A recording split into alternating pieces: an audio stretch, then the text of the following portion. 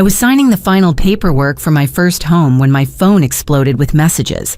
My hands trembled as I read the court summons. My own parents were suing me for theft, not money theft.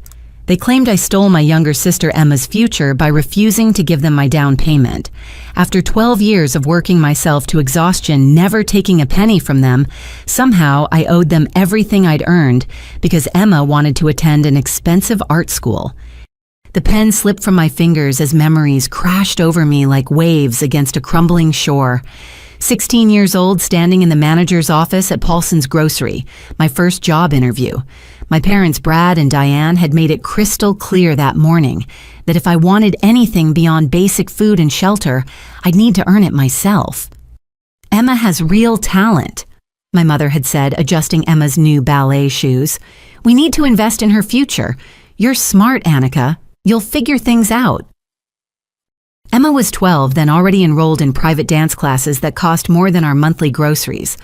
I'd watched my parents drain their checking account for her summer art camp while telling me the $20 school field trip was too expensive. Mr. Paulson hired me that afternoon. 3-hour shifts after school, 8-hour days on weekends. I learned to stock shelves with geometric precision, memorize produce codes, and smile even when customers screamed about expired coupons. My grades never slipped. Honors chemistry at 7 in the morning, calculus until 3:30, then racing to work, still solving equations in my head while scanning groceries. You missed Emma's recital, my father would say, not looking up from his newspaper. Family comes first. But family, I learned, had a very specific definition in our house. Family meant Emma. Family meant sacrificing everything for her opportunities. Family meant my exhaustion was less important than her comfort.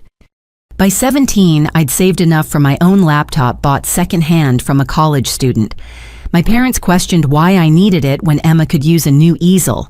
I started picking up extra shifts, working until 11 on school nights, running on 4 hours of sleep and pure determination.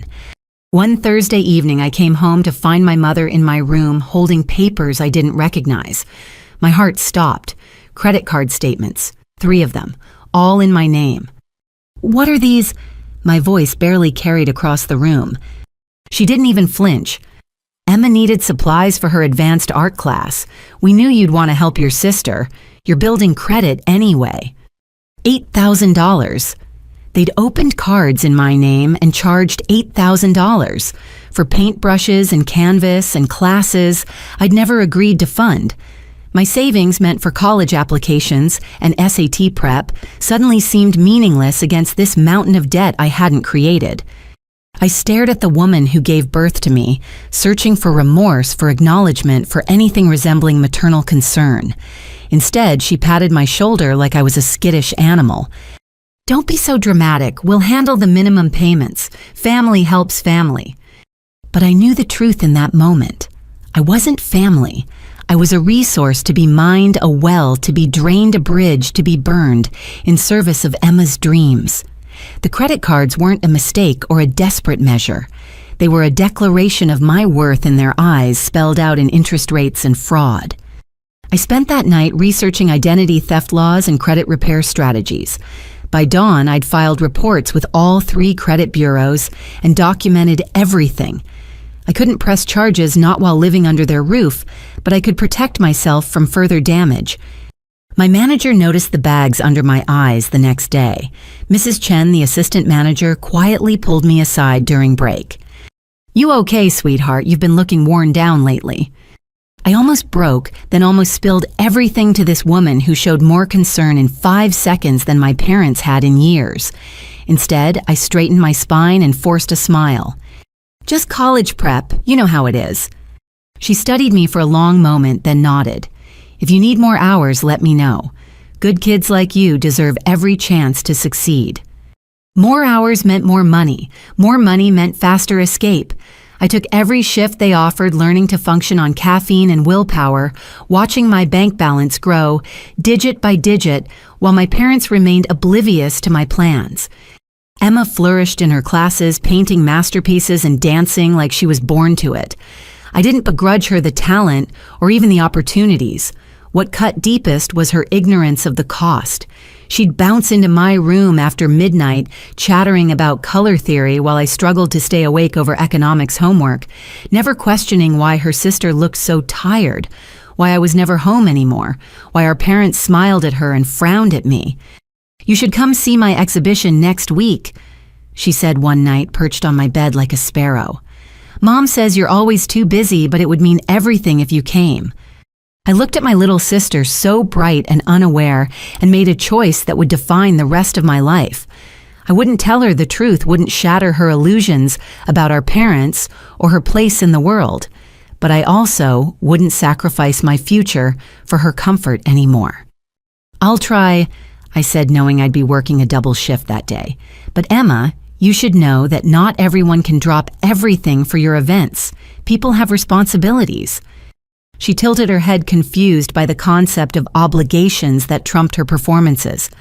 "But you're my sister. That's what family does." The words echoed our parents so perfectly I had to turn away. Family. Such a simple word that had been twisted into a weapon against me, a chain meant to bind me to their expectations. As she skipped out of my room, humming a tune from her latest dance routine, I opened my laptop and started researching colleges far from home. The credit cards would complicate financial aid, but I'd figure it out. I always did. That's what you do when you learn at 16 that the only person who'll save you is yourself. State University acceptance letter arrived on a Tuesday. My hands shook as I read it in the grocery store break room, tears blurring the words, "full academic scholarship," until Mrs. Chen gently took the paper from my hands. "Oh, honey," she whispered, pulling me into the kind of hug my mother hadn't given in years. "You did it." 4 years of tuition covered. Room and board were my responsibility, along with books, fees, and everything else. But it was hope, tangible and real, printed on official letterhead. I'd hidden the applications from my parents, used the school counselor's address for correspondence, paid every fee from my carefully guarded savings. "Where is this place?" my father asked that night, barely glancing at my acceptance letter before returning to Emma's latest report card. "Seems far." 3 hours north, I said carefully, "but the economics program is excellent." Economics. My mother's nose wrinkled. Sounds boring. Emma's teacher thinks she could get into the Rhode Island School of Design. Imagine our daughter at such a prestigious art school. Our daughter, singular. The message couldn't have been clearer if they'd written it in neon. I moved into the smallest dorm room on campus that August, everything I owned, fitting in 2 suitcases and a backpack. My roommate Sarah had matching bedding and decorative pillows. I had sheets from the clearance rack and a pillow I'd owned since middle school. "Your parents couldn't help you move in?" Sarah asked, watching me struggle with a box of textbooks I'd bought used. "They were busy," I said, which was technically true. Emma had an intensive workshop that weekend. Apparently driving their eldest to college ranked below watching their youngest paint. 3 jobs materialized within my first week. Cafeteria morning shift starting at 5:30, library desk in the afternoon's weekend cleaning crew for the science buildings. My schedule was color-coded down to 15-minute increments classes, in blue work and red study time in green. Sleep when it happened, didn't get a color. "You're insane," Sarah announced after watching me stumble in at midnight for the 3rd consecutive Tuesday. "Nobody needs to work this much." But she had parents who called every Sunday, sent care packages, deposited money for textbooks without being asked. She couldn't fathom parents who'd steal your identity before they'd support your education. Ramen became my primary food group, 5 for $1 at the shop 6 blocks from campus. I learned to doctor them with eggs when protein was necessary, frozen vegetables when I could afford them. The cafeteria job included 1 free meal per shift, and I made it count, loading my plate during breakfast service with enough calories to sustain the 16-hour days ahead. My accounting professor, Dr. Martinez, noticed me nodding off during a particularly complex lecture on tax codes. She asked me to stay after class, and I braced for academic consequences I couldn't afford. "When's the last time you got 8 hours of sleep?" she asked, instead her voice gentle. "I'm fine," I managed. "Just a busy week." "Annika, you're one of my brightest students, but you're burning yourself out. What's going on?" Something in her tone, maternal and genuinely concerned, cracked my carefully constructed walls. I told her about the jobs, the expenses, the need to graduate debt-free because my credit was already compromised through no fault of my own. She listened without interrupting, then pulled out a business card. My husband's firm needs a part-time bookkeeping assistant, pays 3 times what you're making at those campus jobs combined. Hours are flexible around your classes. I stared at the card like it might disappear. Why would you help me? Because I was you 25 years ago. Sometimes we need someone to see our struggle and offer a ladder instead of judgment. The bookkeeping job changed everything. 15 hours a week at a real wage meant I could quit the cleaning crew, reduce cafeteria shifts, actually sleep occasionally. My grades improved from B's to A's, and Dr. Martinez became my unofficial mentor, teaching me about financial planning beyond textbook theories. Investment in yourself pays the highest dividends, she'd say during our monthly coffee meetings. Remember that when people try to guilt you into spending your resources elsewhere. Her timing was prophetic. My parents started calling more frequently as sophomore year progressed, always with the same refrain. Emma's been accepted to a pre-college program at the Art Institute. My mother gushed during one October call. It's expensive, but so worth it. We were hoping you could contribute maybe $500 a month. I'm eating ramen for dinner again tonight, I said, stirring the noodles with a plastic fork. I don't have $500 to spare. Don't be selfish, Annika, she's your sister. The line went dead before I could respond. They'd call again in a few weeks with another request, another opportunity for Emma that required my sacrifice. I stopped answering on the first ring, then stopped answering altogether unless absolutely necessary. Thanksgiving arrived with an expectation that I'd come home. Bus tickets cost money I'd allocated for winter boots, but I made the journey anyway, hoping to see Emma if nothing else. I walked into a house transformed, new furniture in the living room, pristine hardwood floors, where carpet used to be a kitchen that looked lifted from a magazine. Renovations, my father said proudly. The house needed updating. But you said you couldn't help with my textbooks because money was tight. That's different, my mother interjected. This is an investment in our home's value. Emma appeared then wearing designer jeans and a cashmere sweater, chattering about her upcoming showcase. She'd grown taller, more polished, carrying herself with the confidence of someone who'd never questioned their worth or worried about their next meal. Annika, Mom said you might not come because of work or something. I'm so glad you're here. Her hug was genuine, warm, uncomplicated. She didn't know about the credit cards, the sleepless nights, the ramen dinners that funded her dreams. Part of me wanted to tell her everything to shatter the illusion our parents had crafted. But looking at her bright smile, I chose silence again. She was 16 now, the same age I'd been when I started working. But her 16 looked nothing like mine. Dinner was awkward, filled with stories of Emma's achievements and pointed questions about my little job at school. When I mentioned making the dean's list, my mother changed the subject to Emma's latest commission. When I talked about my accounting courses, my father yawned and asked Emma about her college preferences. We're thinking she should apply early decision to RISD, he announced. With her talent, she's sure to get in. The tuition is steep, but we'll figure it out as a family. As a family. The words sat like lead in my stomach. I excused myself early, claiming exhaustion from the bus ride. Emma knocked on my door later that night. Are you okay? You seemed sad at dinner. Just tired, I said, the familiar lie rolling off my tongue. Mom and Dad mean well, she offered. They just get excited about my art stuff. They're proud of you too, you know. I looked at my little sister, so earnest in her belief that our parents loved us equally, and felt the chasm between our realities widen. She lived in a world where parents sacrificed for their children's dreams. I lived in one where I was expected to sacrifice for hers. Get some sleep, I said gently. Big day tomorrow with your showcase. I left before dawn, catching the earliest bus back to campus. My parents texted their disappointment at missing breakfast together. I deleted the messages and went to work my cafeteria shift, finding more warmth in Mrs. Johnson's greeting than I'd felt in my childhood home.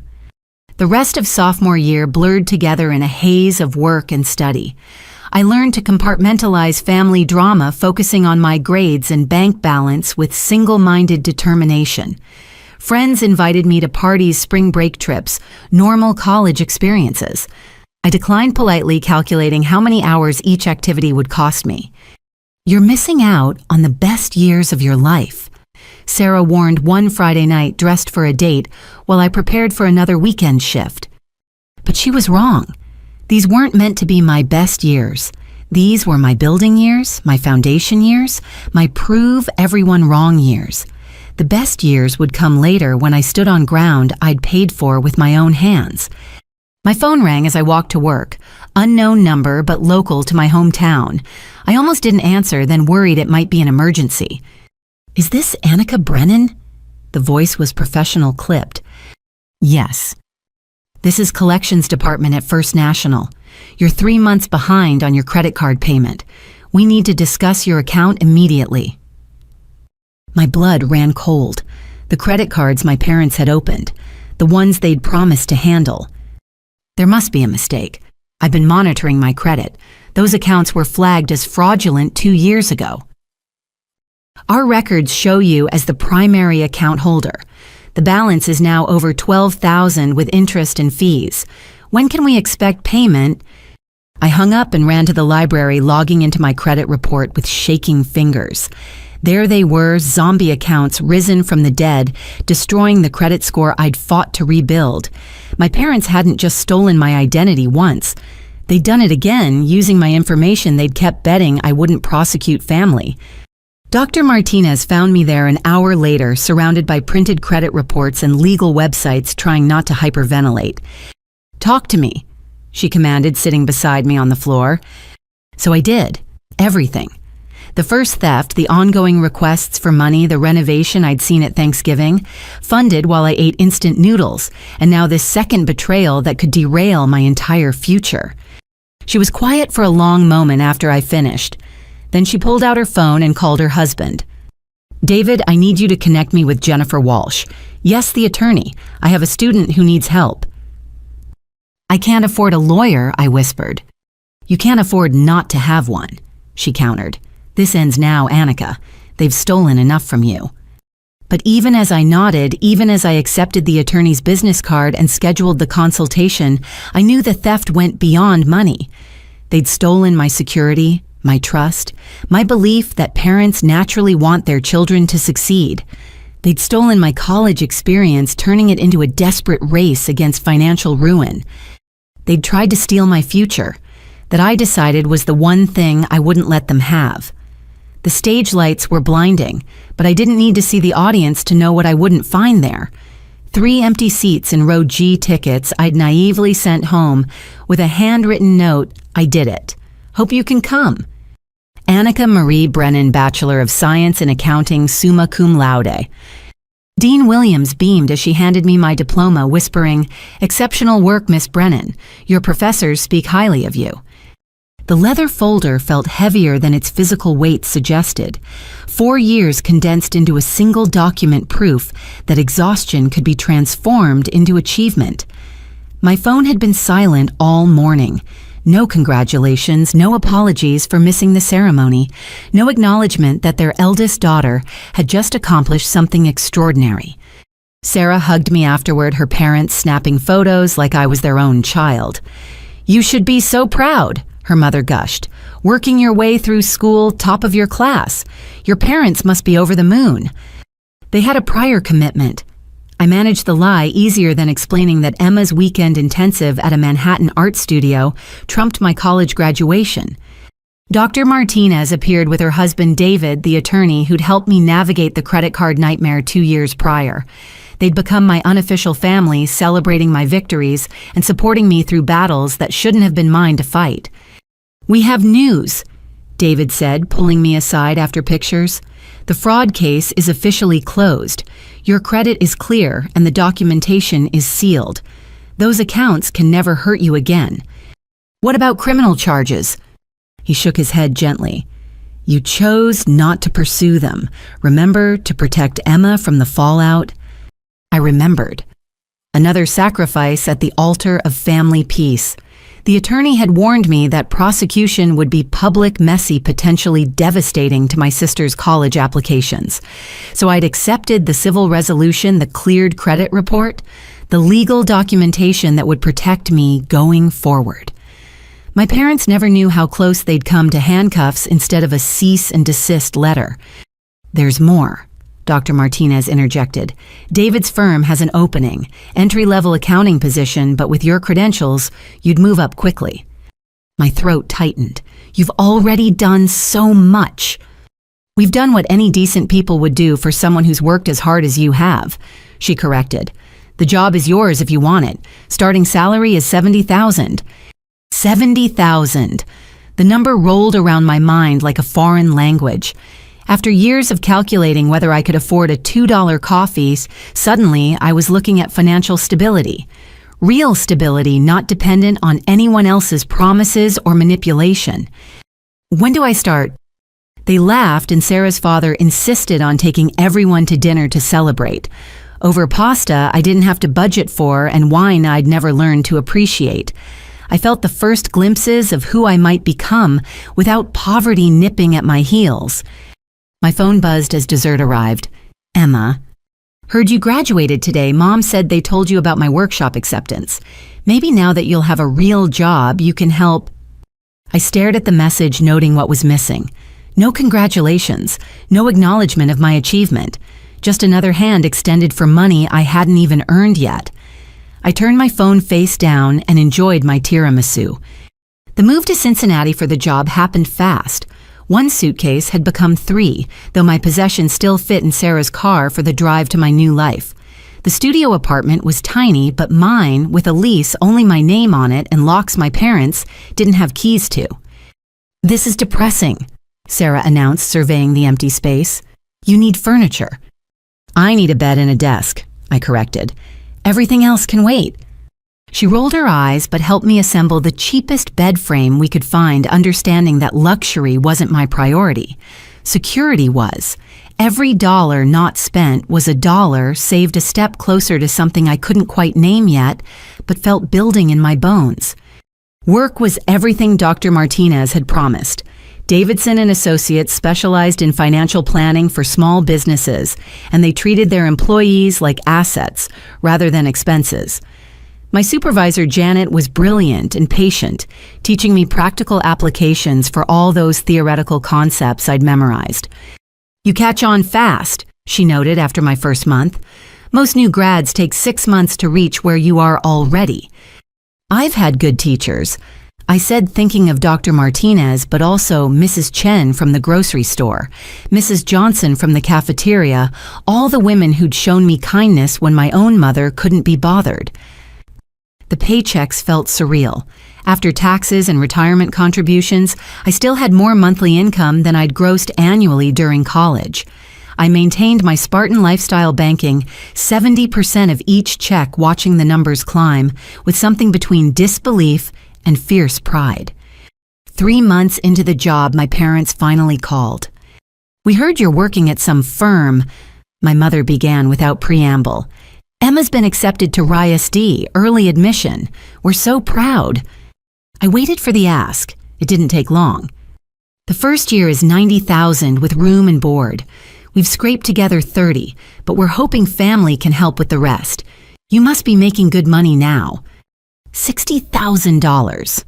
I let the number sit between us. "You're asking me for $60,000. "Not all at once," my father chimed in clearly on speaker. "Maybe 20 per year. You don't have any real expenses, and Emma's opportunity?" "I have expenses," I interrupted. "Rent, food, transportation, student loans from the credit cards you fraudulently opened in my name." Silence. Then my mother's voice harder now. "We're not going to rehash old misunderstandings. This is about Emma's future." "What about my future?" "You already have a job.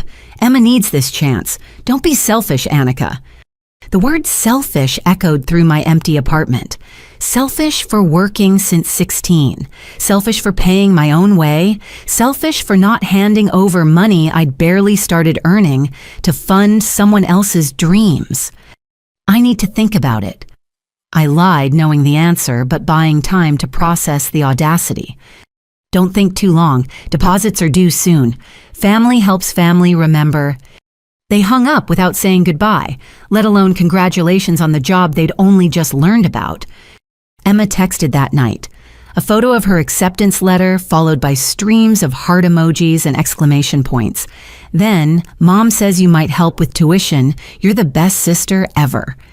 I wondered what story they'd told her, that I'd volunteered, that I'd eagerly offered to sacrifice my financial stability for her art school dreams, or had they simply assumed my compliance and told her it was handled? Congratulations, Onrist, I typed back. Have you looked into scholarships? Mom says I don't need to worry about that stuff. Family takes care of family. There it was again. The phrase that had haunted my adolescence twisted now into an expectation that I'd perpetually fund Emma's life while receiving nothing in return, not even acknowledgement of my own accomplishments. I didn't respond. Instead, I opened my banking app and looked at my growing savings.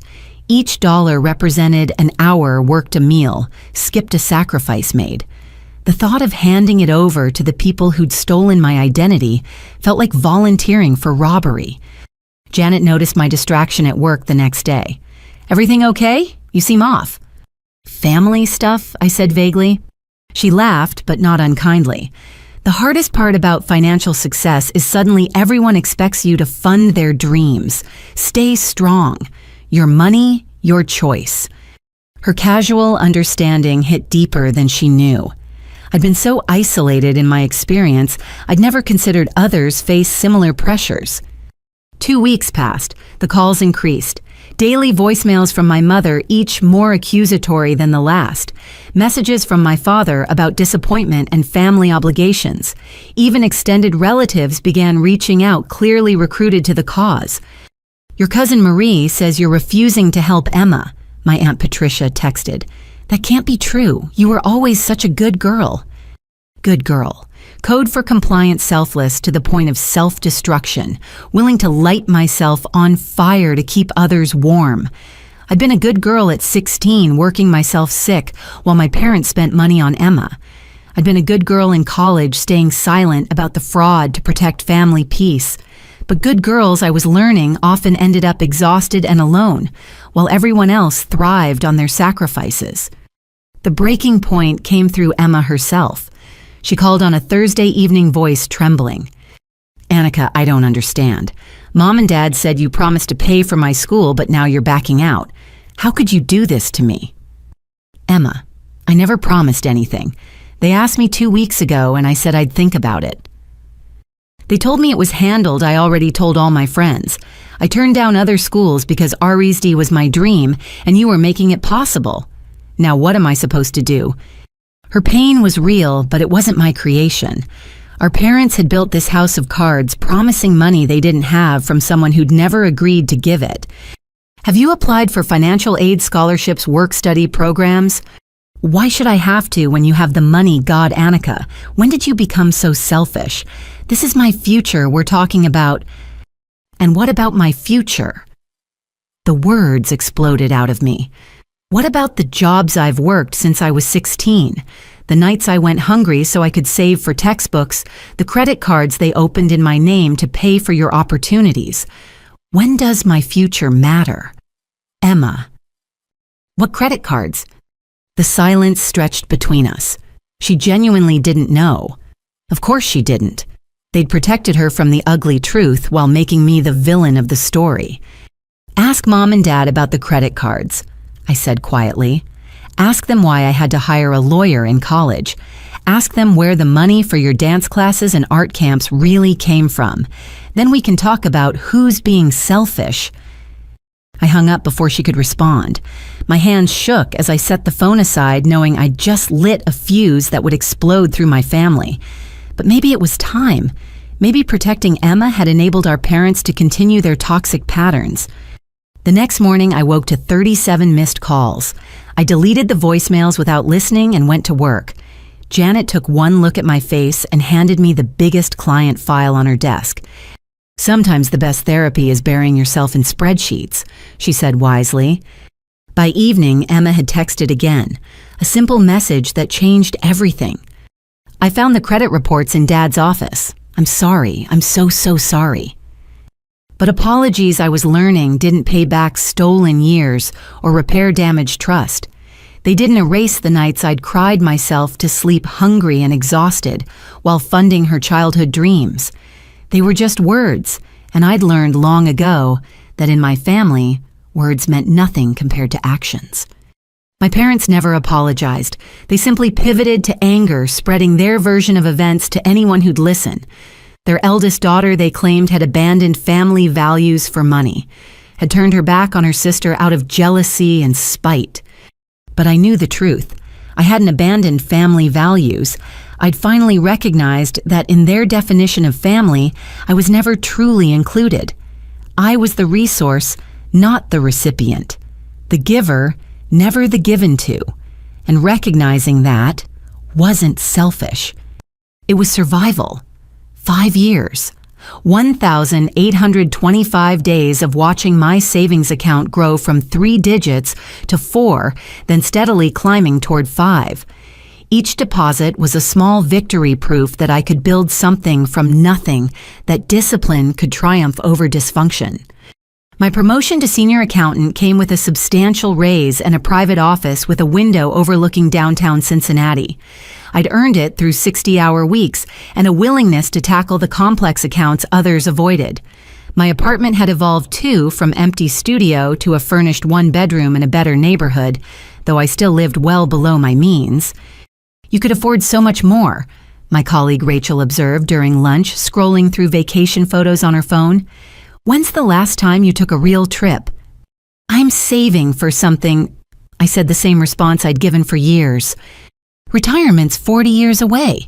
She laughed. Live a little. But she didn't understand.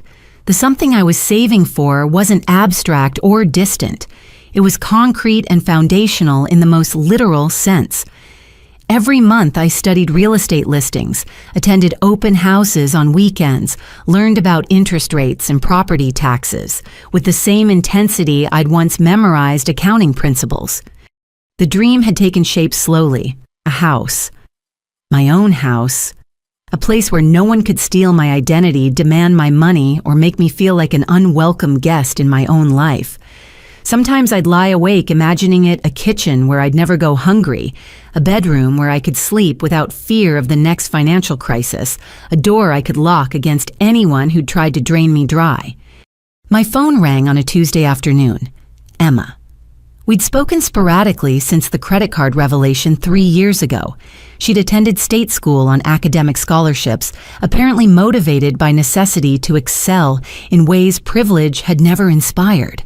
Our conversations were careful, testing boundaries like frost on fragile glass.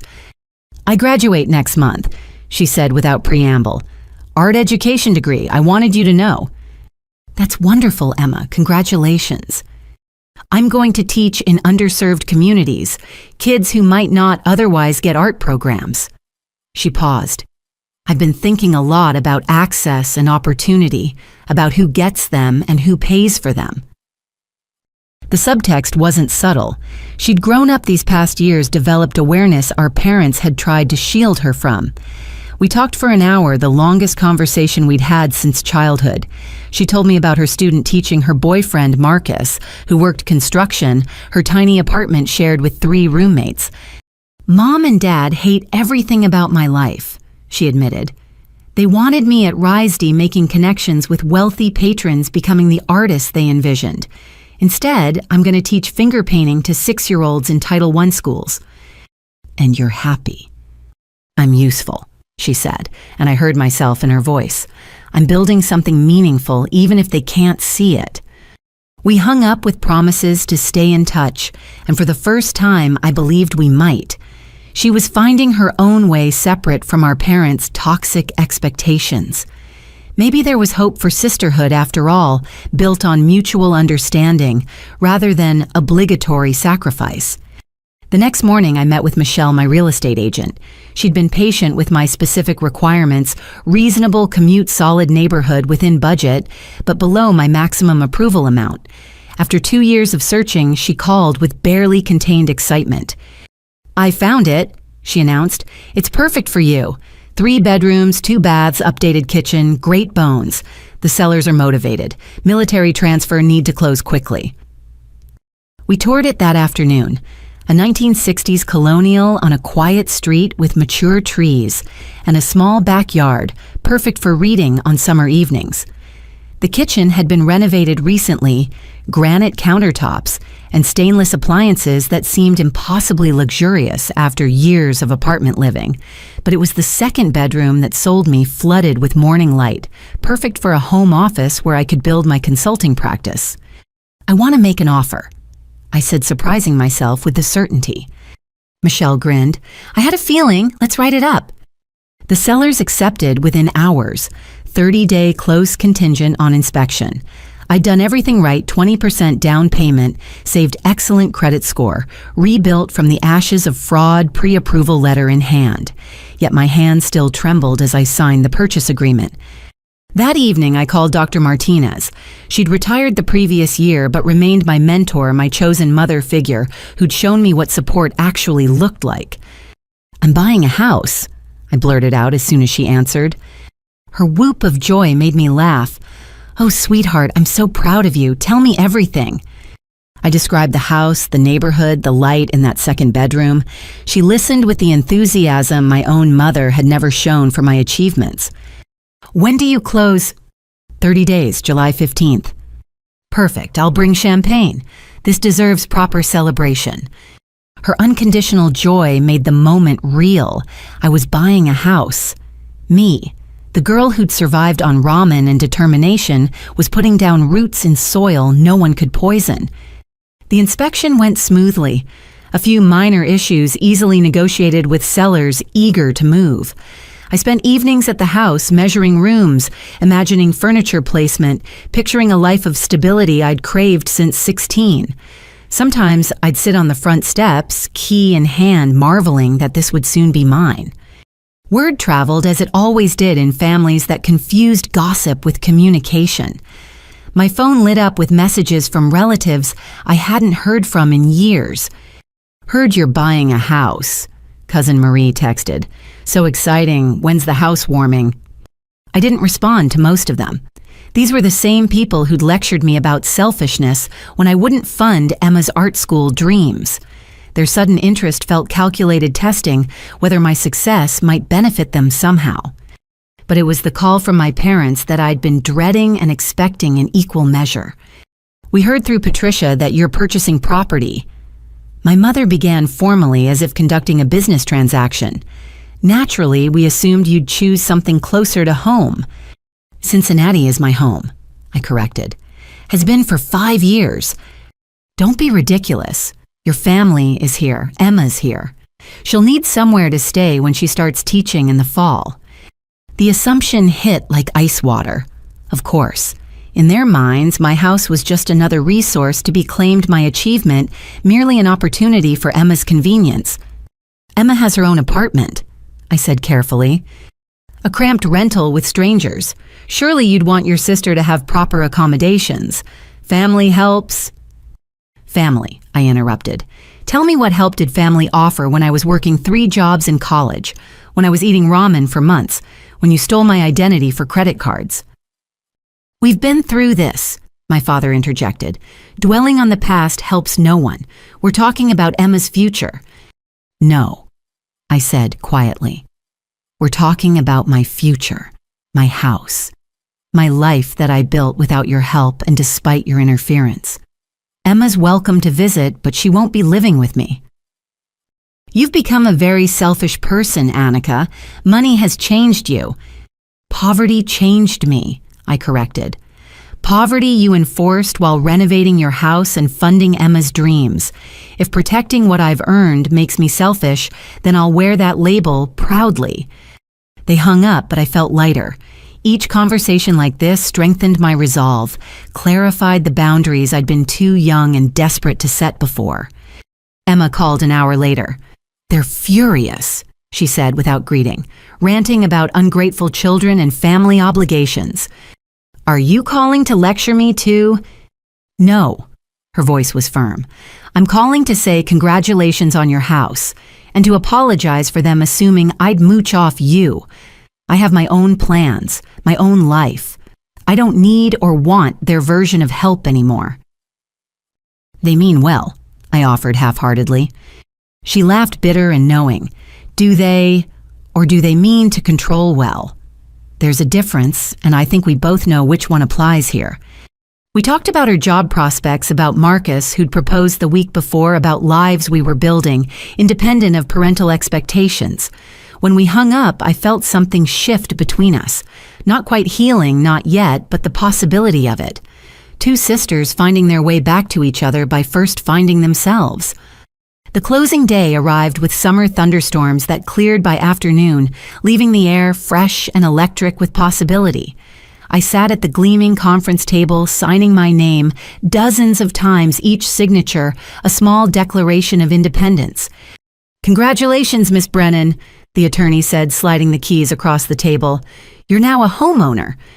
The weight of those keys in my palm felt like redemption. Every exhausted shift, every skipped meal, every night spent studying by lamplight, while my body screamed for sleep, had led to this moment. I transformed trauma into triumph, scarcity into security. Dr. Martinez waited in the driveway with promised champagne and a small potted orchid. "For your new beginning," she said, hugging me tightly. "You've earned every bit of this." We toured the empty house together, our footsteps echoing on hardwood floors that belonged to me. In the kitchen, we toasted with champagne and coffee mugs I'd brought in my car, the only dishes I owned yet. "What's next?" she asked, studying me with the fond concern of chosen family. "Furniture shopping, I suppose.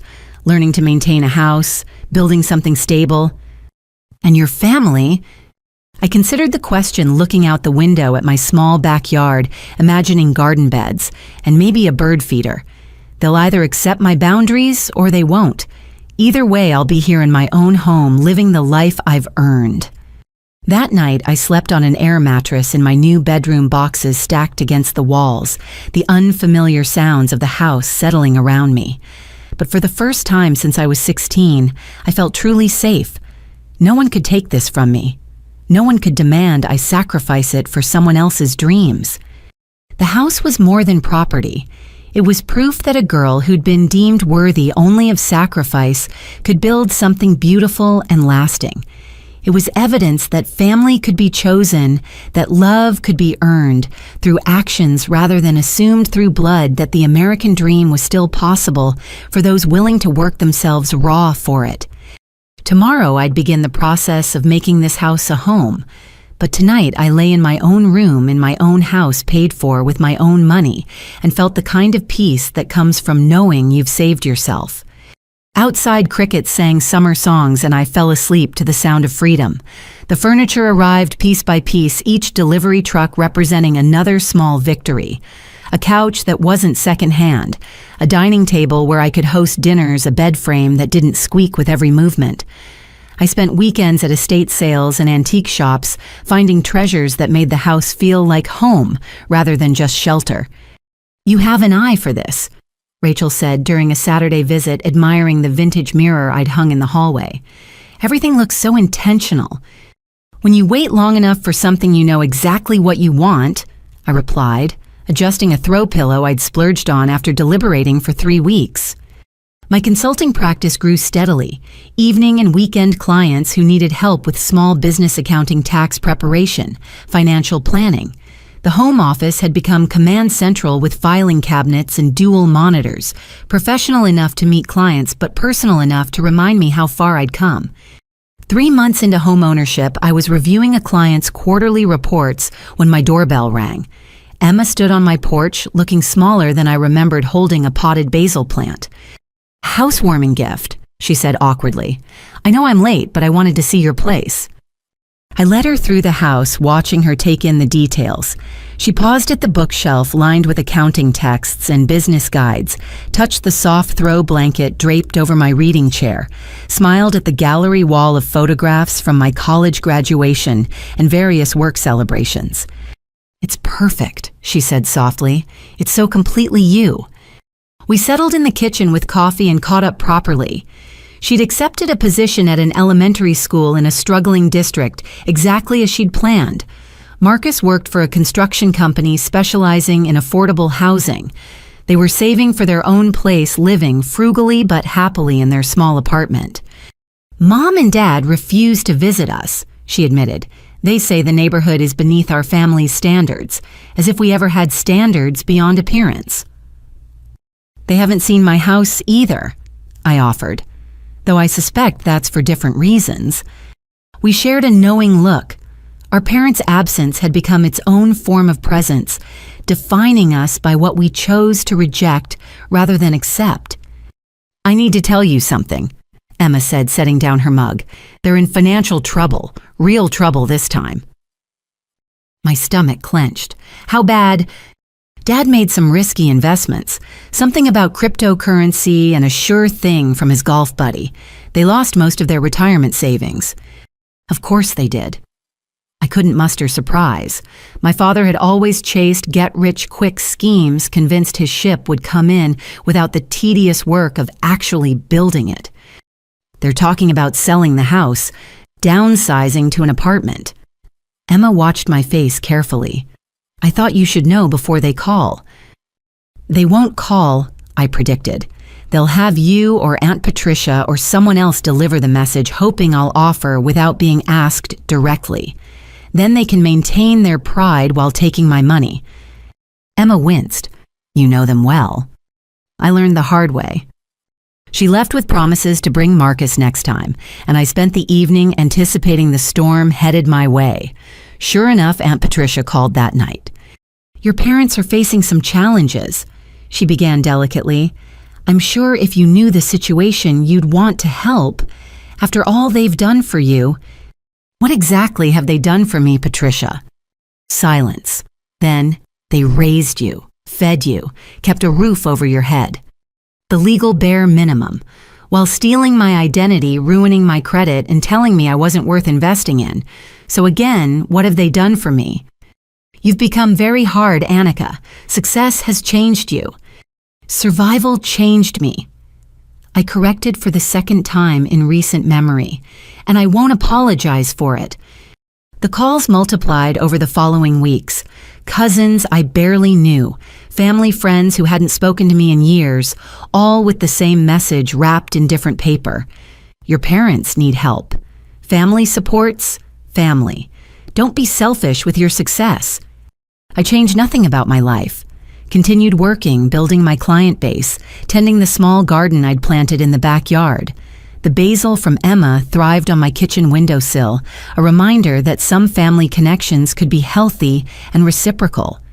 Then came the message I'd been expecting, not from my parents, but from Emma again. They want to visit your house this weekend. They said they want to see what you've accomplished. I read between the lines easily. They wanted to assess my assets, calculate what I could afford to give them. The house would be appraised not as my achievement, but as their potential resource. Tell them Saturday at 2, I decided. You and Marcus should come too. Are you sure? I'm sure I want witnesses, I said honestly. Saturday arrived gray and humid, the kind of Midwest day that promised storms by evening. I'd cleaned the house thoroughly, not to impress, but to armor myself in the pride of ownership. Every surface I'd polished, every room I'd decorated, every bill I'd paid on time was a shield against whatever manipulation they'd prepared. Emma and Marcus arrived first. Marcus was exactly what she'd described, solid kind with calloused hands and an easy smile. He admired the house with genuine appreciation, asking about the renovation choices, complimenting the craftsmanship he recognized from his own work.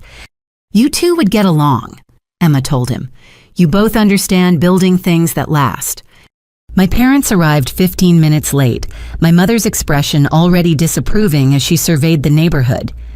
It's very suburban, she pronounced as if I'd claimed to live in a mansion. It's perfect for me, I replied, leading them inside.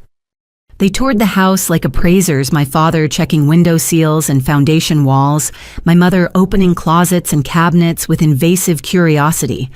In my office, they exchanged meaningful looks at the obvious signs of my consulting practice. "You're running a business from home." My father's tone suggested I was selling drugs rather than preparing tax returns. A successful one, I confirmed. We gathered in the living room, the tension thick enough to cut. Emma and Marcus sat close together on the love seat, unified in their discomfort. My parents claimed the couch like a throne, leaving me the armchair I'd specifically chosen for its position of subtle authority in the room. "It's a lovely starter home." My mother began the diminutive intentional. "Though I'm surprised you didn't consult us before making such a large purchase." "I didn't need to consult anyone. I bought it myself." "Still," my father interjected, "family wisdom could have helped. For instance, did you know the market is about to tank? You've probably already lost equity." I recognize the manipulation, the attempt to make me feel foolish to position them as the experts, despite their recent catastrophic losses. "The market is actually stable in this area," Marcus said quietly. "We track it for our affordable housing projects. Annika made a smart buy." My parents looked at him like he'd spoken out of turn, which in their world he had. Emma's boyfriend wasn't supposed to have opinions, especially not ones that contradicted their narrative. "Regardless," my mother pivoted, "we're pleased to see you doing well. It makes what we need to discuss easier." Here it comes, I thought, the ask wrapped in false pride. As Emma may have mentioned, we've hit a temporary rough patch. Nothing we can't recover from, of course, but timing is challenging. My father's businessman persona emerged, the one that had failed repeatedly, but never learned humility. "We're looking at this as an opportunity to restructure." "Restructure," I repeated flatly. "Downsize the house, liquidate some assets, streamline our lifestyle." He listed disaster like items on a grocery list. But there's a gap between our current position and where we need to be. How much I cut through the performance. My mother bristled at my directness. "It's not about money, Annika. It's about family helping through transition." "How much?" I repeated. They exchanged glances. 40,000 would see us through. Consider it an investment in your parents' stability. You'd get it back, of course, once we're reestablished. Emma made a small sound of disbelief. Even she hadn't known the scope of their request. $40,000. More than 2 years of my college expenses. More than they'd ever considered spending on my education or well-being. No. The word hung in the air like a judge's gavel. Simple, final, non-negotiable. "No." My mother's voice pitched higher. "Just no without even considering it." "I considered it for exactly as long as you considered helping me through college, which is to say not at all." "We couldn't afford," my father started. "You renovated the kitchen while I ate ramen. You bought Emma a car while I walked miles to work. You had money. You chose where to spend it. Now I'm choosing too." "This is different," my mother insisted. "We're facing homelessness." Marcus shifted uncomfortably, but it was Emma who spoke. "No, you're not. You're facing the consequences of bad decisions. There's a difference." The betrayal on our parents' faces would have been comical if it wasn't so sad. Their golden child, the one they'd protected and privileged, had finally seen through the facade. "You've poisoned her against us," my mother accused me. "Filled her head with your bitterness and selfish interpretations." "I told her the truth," I said simply, "about the credit cards, the stolen identity, the years of being told I wasn't worth investing in. If truth feels like poison, maybe examine what you've been feeding us all these years." My father stood abruptly. "We didn't come here to be lectured by ungrateful children. We're your parents. We deserve respect." "Respect is earned," I replied, remaining seated. "And you spent my entire childhood showing me exactly what you think I'm worth. Now you want me to hand over $40,000 I worked myself sick to earn. That's not respect. That's exploitation. If we lose the house..." My mother's threat trailed off unfinished but clear. "Then you'll experience a fraction of the instability you forced on me. The difference is, you'll be facing it as adults who made choices, not a child who had none." They left without goodbye, my mother's parting shot about never darkening my door again, ringing hollow. They'd never darkened it with support or love anyway.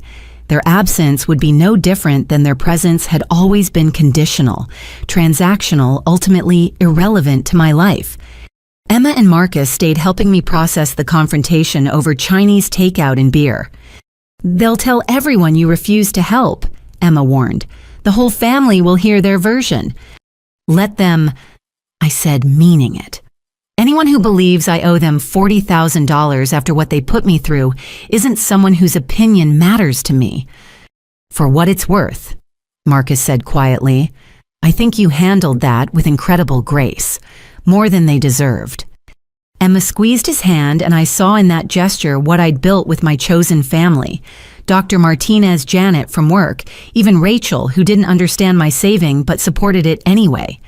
Real family showed up without price tags, celebrated your victories without calculating their cut, offered support without expecting repayment. That night after they'd gone home, I sat in my office updating client files. My phone buzzed with messages from extended family, the predictable cascade of guilt and manipulation.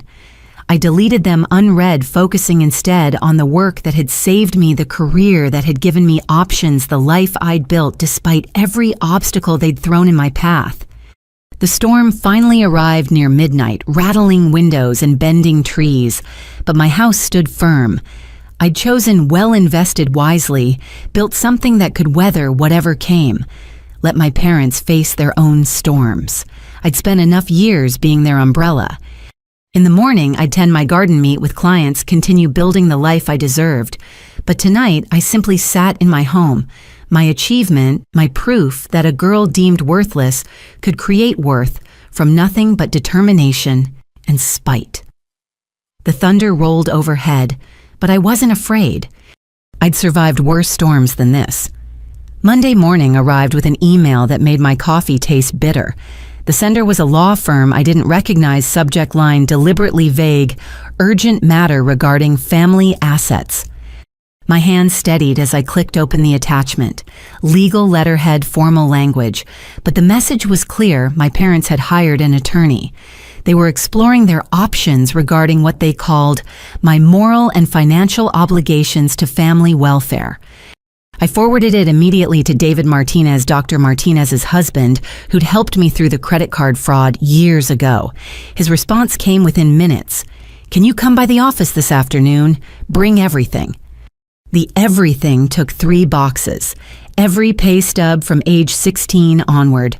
Bank statements showing my savings growth, the credit fraud documentation, receipts for ramen purchases during college, a paper trail of survival that I'd kept partly from habit, partly from some instinct that I'd need proof someday. Apparently someday had arrived. David's office had expanded since I'd last visited, now occupying an entire floor of a downtown high-rise. His assistant led me to a conference room where he waited with another attorney, a woman with sharp eyes and silver hair pulled into an elegant bun. "Annika, this is Patricia Chen, our family law specialist," David introduced. I asked her to join us given the nature of the threat. Patricia Chen. Not Mrs. Chen from the grocery store, but the name coincidence felt like a sign. She shook my hand firmly, already scanning the letter I'd received. "Tell me about your relationship with your parents," she said without preamble. "Start from the beginning. Leave nothing out." For 2 hours, I laid out 18 years of dysfunction. The favoritism, the financial abuse, the identity theft, the educational neglect. David had heard much of it before, but Patricia took notes with the focused intensity of someone building a case. "The credit card fraud is documented," she asked. "Everything," David confirmed. "I handled that case personally. We have paper trails, credit bureau reports, even recordings of collection calls Annika received for debts she didn't create." Patricia nodded slowly. "And your sister? What's her position in this?" "Emma's supportive of me. She's discovered the truth about our parents over the past few years. She won't take their side in this." "Good." Patricia set down her pen. "Here's what they're attempting. It's called filial responsibility law. In some states, adult children can be held financially responsible for indigent parents. However, Pennsylvania's version has very specific requirements they don't come close to meeting. Relief washed through me. So they have no case.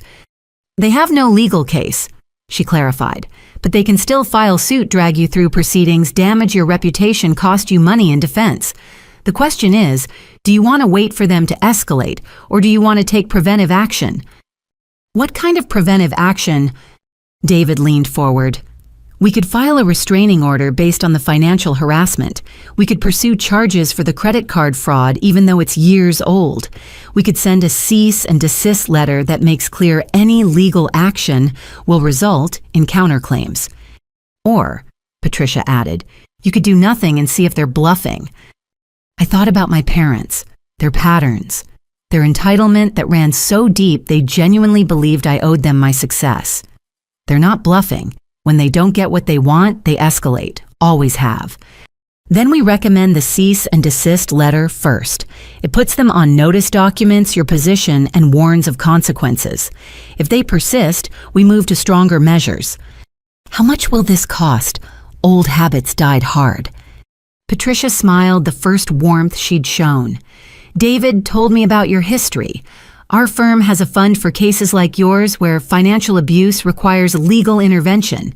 Consider it an investment in protecting what you've earned. I signed the retainer agreement with a mixture of gratitude and rage.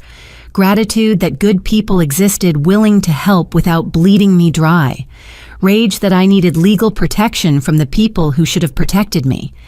That evening, Emma called. They got a letter from your lawyers. They're losing their minds. Are you safe? My first concern was for her proximity to their anger.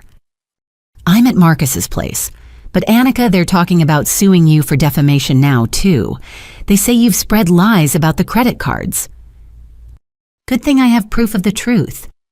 This is getting so ugly. She sighed. I keep thinking about holiday dinners when we were kids. Were we ever really a family? I considered the question. You and I were sisters. We're becoming that again. But the four of us as a family, I think that was always more performance than reality. The cease and desist letter had its intended effect temporarily. My parents went quiet for a week, no doubt consulting with their attorney about options. But silence from them was like the eye of a hurricane, deceptive calm before renewed destruction. The storm broke on a Thursday. I was meeting with a client when my phone exploded with notifications. Social media tags, text messages, missed calls. My mother had taken to Facebook with a carefully crafted narrative of parental heartbreak. After sacrificing everything to raise our daughters, her post began, "We find ourselves abandoned in our time of need.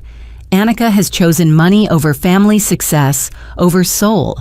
We're facing homelessness while she lives in luxury, forgetting everything we've done for her." The comments were already piling up. Relatives expressing shock, family friends offering prayers, church members my parents had cultivated for exactly this kind of moment, ready to shame their prodigal daughter into compliance. But then unexpected allies emerged.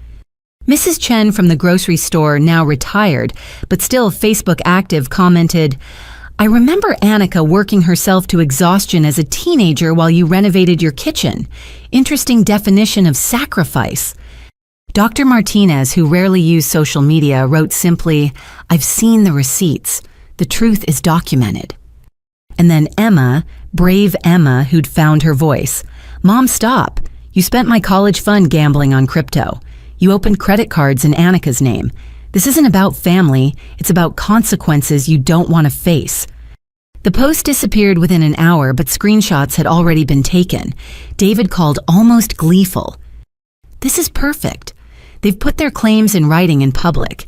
If they proceed with any legal action, this becomes evidence of harassment and defamation on their part." But I didn't feel victorious. I felt tired, bone deep, soul weary. Tired of fighting for the right to exist without exploitation. That night, I sat in my garden despite the cooling October air, wondering if peace was too much to ask for. Rachel found me there, having seen the social media drama. She brought wine and righteous anger on my behalf. "I finally get it. she said, pouring generous glasses.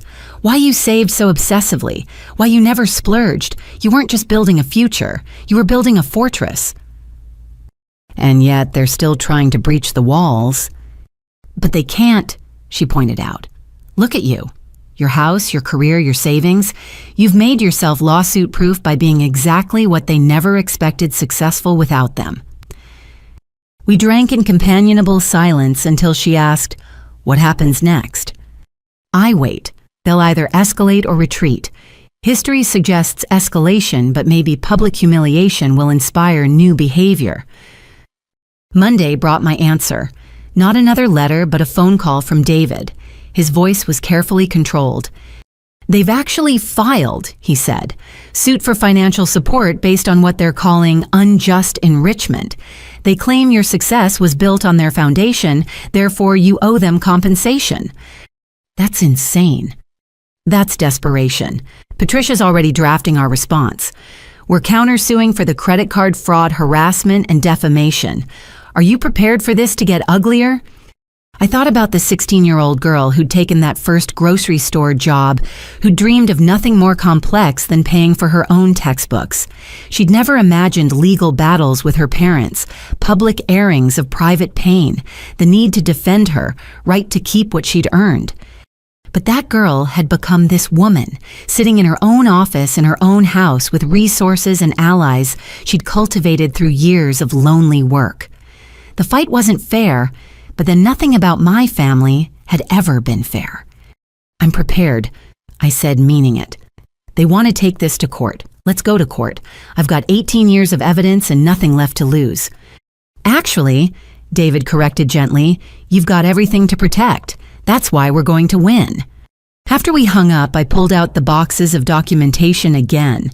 Pay stubs from teenage years, college transcripts earned despite impossible odds, bank statements showing slow but steady growth, evidence of a life built without help against active hindrance, through sheer stubborn refusal to accept that I was worth less than my sister. My phone buzzed. Emma again. I'm so sorry I tried to talk them out of it. Not your fault, I texted back. Never was. Marcus says we should come to court. Show where we stand. Would that help or hurt? I considered it. My sister choosing sides in a battle that should never have existed, but her presence would mean something, a reversal of the dynamics our parents had created. It would help, I admitted, but only if you're truly comfortable. I'm done being comfortable while you fight alone. See you in court literally this time. That night, I updated my client files, tended my houseplants, cooked a real dinner instead of stress-eating cereal. Normal activities that anchored me to the life I'd built.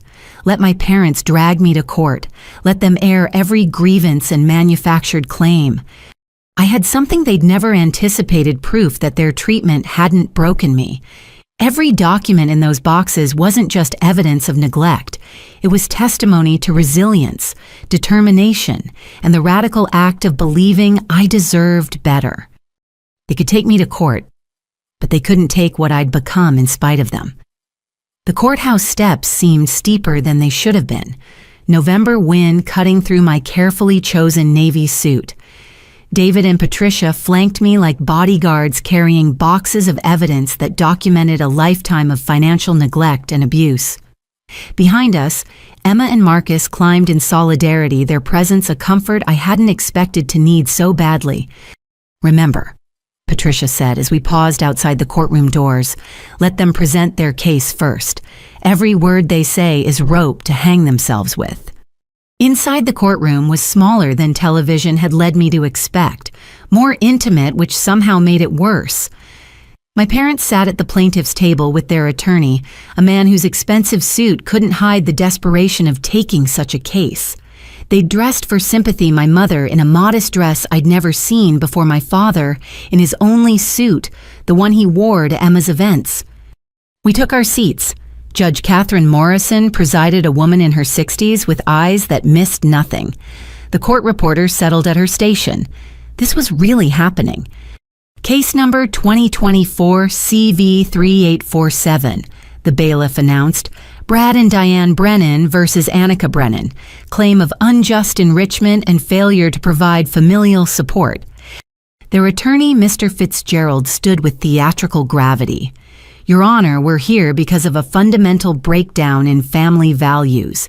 My clients Brad and Diane Brennan spent 18 years raising, nurturing, and providing for their daughter Annika. Now, in their time of need, she refuses to honor the most basic obligation a child has to their parents. I forced myself to breathe normally as he painted a picture I didn't recognize. Parents who sacrificed everything who went without so their children could thrive.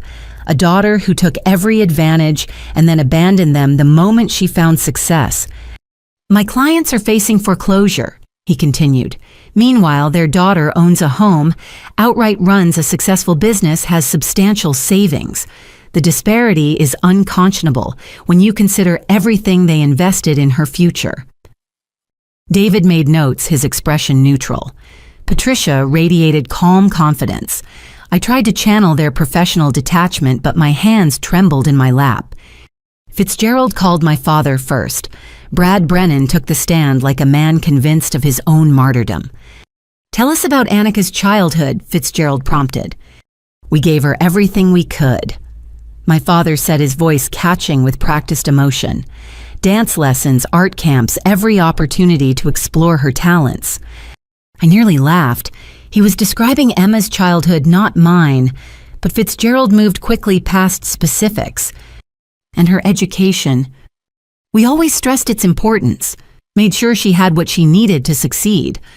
Yet now she refuses to help with your current situation. She won't even discuss it. We're her parents and she treats us like strangers asking for handouts. It's heartbreaking. Patricia rose for cross-examination with predatory grace. Mr. Brennan, you mentioned dance lessons and art camps. Can you provide receipts for these expenses related to Annika? He shifted. Well, I don't have receipts from that long ago. I see. Can you tell the court when Annika started working? I believe she was in high school. 16, correct. And do you know why she started working at 16? Teenagers want spending money. Patricia produced a document. This is a pay stub from Paulson's Grocery dated 2 weeks after Annika's 16th birthday. It shows 30 hours per week. That's unusual for spending money, isn't it? She was ambitious. Was she also ambitious when she paid for her own SAT prep, her college applications, her textbooks?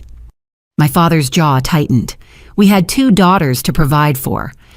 Ah, yes, Emma, she attended dance lessons, didn't she, and art camps. In fact, weren't all those opportunities you mentioned actually for Emma, not Annika? Both our daughters benefited from a cultured household. Patricia smiled coldly. Speaking of benefiting, let's discuss the credit cards opened in Annika's name when she was 17. The courtroom atmosphere shifted. My father went pale. Objection, Fitzgerald called out. Relevance. It speaks directly to the nature of the parent-child relationship and who actually benefited from whom, Patricia responded. I'll allow it, Judge Morrison ruled. Patricia presented the credit bureau reports, the fraud documentation, the paper trail I'd preserved for years. 3 credit cards, $8,000 in debt, all in your teenage daughter's name. Can you explain this? It was a misunderstanding, my father stammered. We intended to pay them off. Yet you didn't. Annika discovered them only when collectors called. She had to hire an attorney while in college to clear her credit. Does that sound like parents providing for their child? The examination continued, each question stripping away the veneer of parental devotion. By the time my father left the stand, he looked smaller, older, exposed. My mother took his place, her performance more polished but equally damning under Patricia's scrutiny. Mrs. Brennan, you've claimed financial hardship, yet courthouse records show you renovated your home extensively while Annika was in college. Can you explain spending $40,000 on renovations while your daughter ate ramen? Home maintenance is necessary, my mother said stiffly. Granite countertops are necessary. A new deck, premium appliances. Patricia methodically presented bank records, contractor receipts, social media posts my mother had made bragging about her dream kitchen while I'd worked 3 jobs. Then came the moment I dreaded and anticipated in equal measure. Your Honor. Patricia announced, "We'd like to call Emma Brennan to the stand." My sister walked forward with quiet dignity, her hand briefly touching my shoulder as she passed. She'd chosen her side publicly now, and we all knew there would be consequences. "Miss Brennan." Patricia began gently. "Can you tell us about the financial support your parents provided during your childhood?" Emma's voice was steady. "I received extensive support. Private dance lessons from age 4, art camps every summer, a car for my 16th birthday, spending money whenever I asked." "And your sister?" "Annika worked, always. I thought it was normal until I got older and realized none of my friends' siblings worked that much in high school." "Did your parents explain the disparity?" Emma looked directly at our parents. "They said Annika was independent, that she preferred to earn her own way. I believed them because I was a child who didn't know better." "When did you learn the truth?" "When I was 18, Annika refused to pay for my art school tuition and I was angry. Then I found documents in Dad's office showing the credit cards he'd opened in her name. I realized she wasn't independent by choice.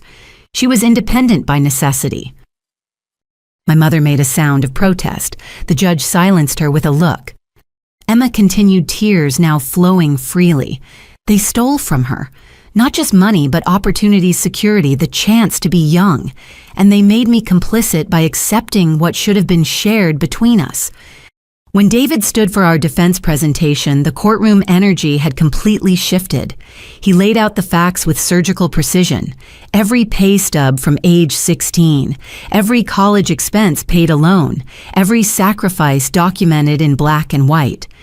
"Your Honor," he concluded, "not only does Annika Brennan owe her parents nothing, they owe her approximately $12,000 in damages from identity theft plus interest. We're prepared to file counterclaims if this baseless suit continues." Then he called me to testify. I'd prepared for this moment, but standing before the court facing my parents' angry faces, my voice still shook. "Miss Brennan." David prompted, "Tell us about your relationship with your parents." So I did. Every hungry night, every missed opportunity, every moment of realizing I was not the daughter they valued.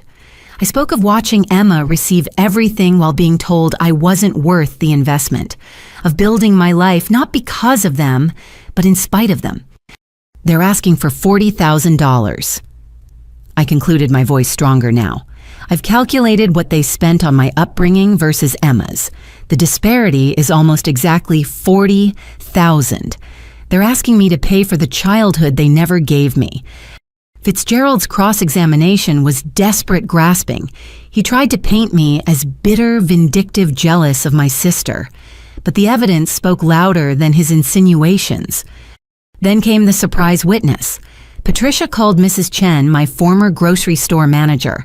She'd driven 2 hours to testify this woman who'd shown me more kindness than my own mother. "I watched that girl work herself to exhaustion," Mrs. Chen testified. 30 hours a week while maintaining honor roll. She'd fall asleep standing up during inventory. When I suggested she cut back, she said she couldn't afford to. Now I understand why. The grocery store had kept employment records. Mrs. Chen had brought them all. Time cards showing a 16-year-old working every possible hour. Performance reviews praising reliability that was really desperation. A paper trail of a childhood spent in survival mode. By the time closing arguments began, the case had evaporated. Fitzgerald made weak appeals to emotion, to family bonds, to vague obligations. Patricia destroyed each argument with facts, documentation, truth. Judge Morrison retired to chambers. We waited in tense silence, my parents refusing to look at anyone, Emma crying quietly into Marcus's shoulder. 20 minutes later, the judge returned. Her expression was stern as she began speaking. "I've reviewed extensive documentation in this case. What I've seen is not a daughter abandoning her parents, but parents who systematically advantaged one child while exploiting another. The evidence of financial abuse is clear and disturbing." My mother gasped. My father's face darkened. The plaintiff's case is dismissed with prejudice. Furthermore, I'm recommending the state attorney's office review the identity theft claims for potential criminal charges. The judge's voice hardened. Mr. and Mrs. Brennan, you're fortunate your daughter chose not to pursue prosecution years ago. That grace will not be extended indefinitely. She turned to me, her expression softening slightly. Miss Brennan, you owe your parents nothing. Not legally, not morally, not financially. This court recognizes the extraordinary efforts you've made to build your life despite active parental sabotage. I wish you continued success. Then the final blow, the defendants will pay all court costs and attorney fees for the plaintiff. The gavel fell with finality. My parents' attorney was already ushering them out, whispering about appeals that would never succeed. They left without looking back, without acknowledgement, without the $40,000 they'd come for. Emma hugged me in the hallway, both of us crying now. I'm sorry, she whispered, for all of it, for benefiting while you suffered, for taking so long to see the truth. You were a child, I reminded her. They were the adults. The responsibility was never yours. David and Patricia joined us, satisfaction evident despite their professional demeanor. That was decisive, Patricia noted. They won't try this again. The judge's warning about criminal charges was serious. We celebrated quietly at a nearby restaurant, the weight of years lifting with each toast. Emma and Marcus talked about their wedding plans, something small and meaningful, nothing like the elaborate productions our parents would have demanded. I promised to help however they needed and meant it. This was what family did, showed up, supported, celebrated together without calculating the cost. That night, I returned to my house, my sanctuary that no one could claim or threaten. The legal victory was complete, but more than that, the emotional chains had finally broken. In that courtroom before witnesses and under oath, the truth had been spoken. My parents' mythology had crumbled under the weight of evidence. I opened a bottle of wine, the good stuff I'd always saved for special occasions that never came. This qualified.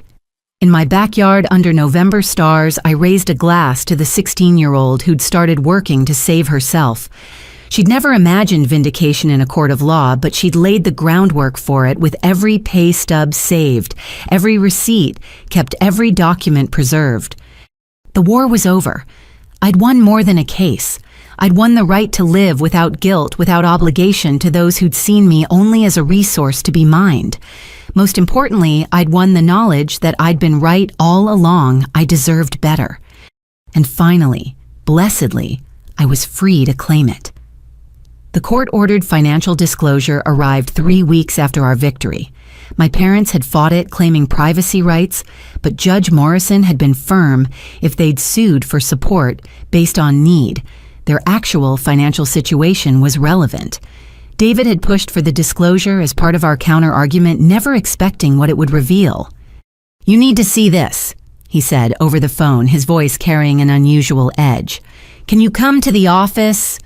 I arrived to find Patricia already there, documents spread across the conference table like evidence in a crime scene, which I suppose they were. "Sit," Patricia commanded gently. "This is going to be difficult." The first document was a bank statement. My parents' joint checking showed a balance that made me blink. This can't be right.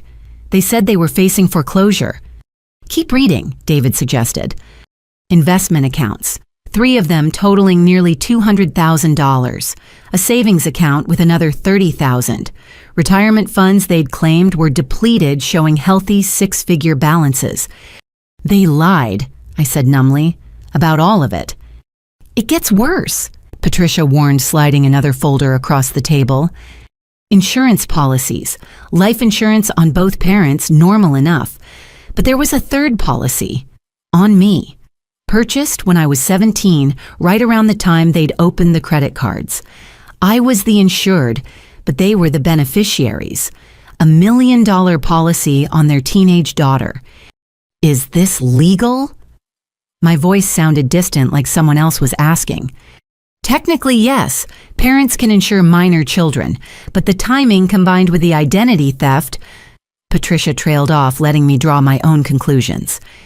The next document made bile rise in my throat. A will dated 5 years ago, shortly after I'd started making real money. Everything to Emma with a specific clause, nothing to Annika, who has already received her inheritance through the advantages we provided in childhood. Advantages? I laughed bitterly. They put it in writing, the lies they told themselves. There's one more thing, David said quietly, producing a final folder. We debated whether to show you this, but you deserve to know. Email printouts, correspondence between my parents and various financial advisors over the years. The messages painted a clear picture they'd always had money. Even during my college years when I'd survived on ramen while they claimed poverty, they'd been discussing investment strategies and tax shelters. One email dated the week of my college graduation made me push back from the table. We've decided not to attend Annika's ceremony. My mother had written to someone named Claire, apparently a family friend. If she believes we contributed nothing to her success, let her celebrate alone. Besides, Emma has a workshop that weekend, and we need to maintain our priorities. Once Annika starts earning real money, she'll come around. They always do when they realize family connections matter in business.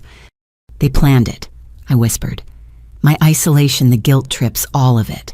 They thought they were playing a long game. Patricia's expression was grim. The pattern is clear.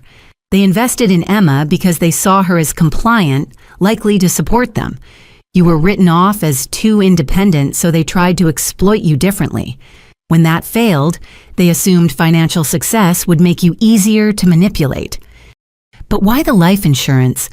David and Patricia exchanged glances.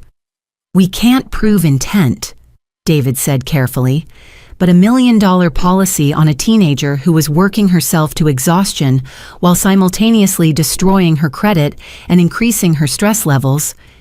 I couldn't process the implications. It was too monstrous, even for them.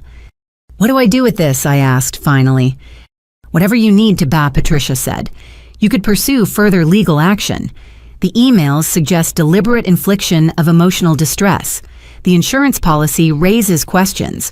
Or you could walk away knowing the truth, but choosing peace over prosecution. I gathered the documents slowly, each paper heavier than its physical weight. Can I take these? I need to think. Copies are yours, David assured me. Take your time. There's no rush to decide anything. I drove home in a daze, the implications swirling. They'd never been poor. Every sacrifice I'd made, every hungry night, every exhausted shift had been unnecessary. They'd had the money. They'd simply chosen not to spend it on me. Emma was waiting on my porch when I arrived, Marcus beside her. One look at my face and she knew something had shifted. What did they find? She asked. I led them inside and spread the documents on my dining table, watched Emma's face cycle through the same disbelief, anger, and horror I'd experienced. Marcus cursed quietly when we reached the insurance policy. They insured you like property, Emma said, her voice hollow, like an investment that might pay out. The timing is what gets me, I said, right when they stole my identity, like they were hedging their bets. Either I'd succeed and they'd guilt me into supporting them, or... Don't, Emma interrupted. Don't even think it. Whatever they intended, you survived. You won. We sat with the ugly truth between us. Our parents weren't just selfish or misguided. They were calculating, manipulative, willing to destroy one daughter while grooming the other. The favoritism hadn't been emotional. It had been strategic. I need to tell you something, Emma said quietly. After the court case, I went through old photo albums at their house, looking for pictures of us as kids, trying to find some good memories. She pulled out her phone, scrolling to saved images. Look at these. Family photos, but something was off. Christmas mornings where Emma opened piles of presents while I sat in the background with one or two. Birthday parties that were clearly Emma's elaborate and festive, while my birthdays were marked by simple cakes and forced smiles. School events where they posed proudly with Emma's art projects while my academic awards were barely visible in the frame. I started counting, Emma continued. There are over 300 photos of me from childhood. There are 47 of you. Most of those are group shots where you happen to be included. The visual evidence of their priorities shouldn't have hurt after everything else, but it did.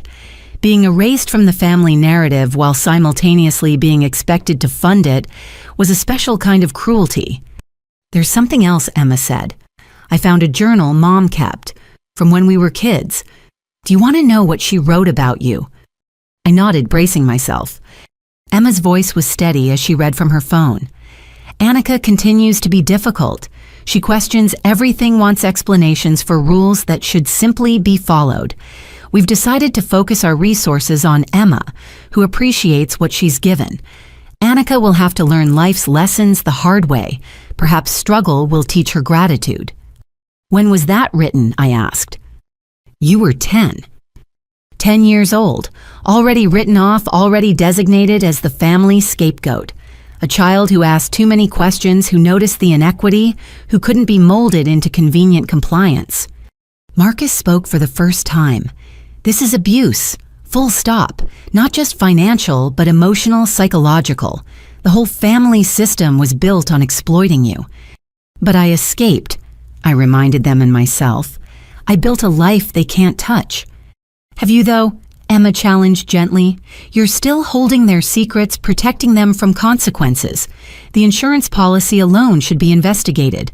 The emails show deliberate cruelty. Why are you still shielding them? It was a fair question. Old habits, maybe. Or the last vestige of hope that somewhere beneath the manipulation were parents who'd loved me just badly. But looking at the evidence spread before us, that hope finally died. What would you do? I asked Emma. I'd burn it all down, she said without hesitation.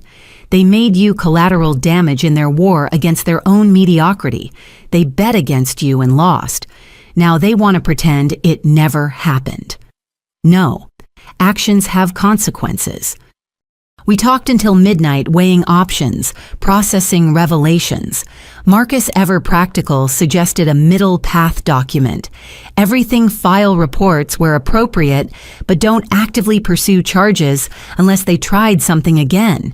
Create a paper trail that would protect me while not engaging in a prolonged battle. You've already won your freedom, he pointed out. Don't let revenge become its own prison. Emma stayed the night in my guest room, neither of us wanting to be alone with the weight of truth. Over breakfast, she made a decision that surprised me. I'm going no contact with them, she announced. Not for you, though I hope it helps. For me, I can't look at them knowing what they did, what they planned, who they really are. They'll blame me, I warned. Let them. I'm done being their performing seal dancing for approval while they destroyed you. We're both free now. Let's act like it. 2 weeks later, I sat in a police station with David filing a report about the insurance policy. Not pressing charges, just creating official documentation. The detective's expression grew increasingly grim as he reviewed the timeline identity theft, million-dollar policy systematic financial abuse. We'll keep this on file, he assured me. If anything happens, if they escalate, we'll have grounds for immediate investigation. It felt like installing a security system, one last protection against people who'd proven capable of anything. Emma filed her own statement confirming the pattern of behavior, the calculated nature of our upbringing. Our parents' response was predictable, a smear campaign among extended family, painting us as ungrateful daughters who'd abandon them over money. But the truth has a way of seeping through propaganda. Relatives who'd initially sided with them began reaching out, sharing their own stories of loans, never repaid investments, that disappeared patterns of manipulation they'd dismissed until now. Aunt Patricia called one evening, her voice heavy with regret. I should have seen it. Should have questioned why you were always working while Emma had everything. I'm sorry I participated in their guilt trips. You didn't know, I offered, though her ignorance had been willful. No, I didn't want to know. It was easier to believe their version than question why a child was carrying adult burdens. That's on me. One by one, the family mythology unraveled. The successful parents who'd sacrificed everything, revealed as calculated grifters who'd sacrificed only their eldest daughter. The golden child exposed as a pawn in a longer game. The black sheep recognized as the only one who'd refused to play. But the most surprising revelation came from an unexpected source.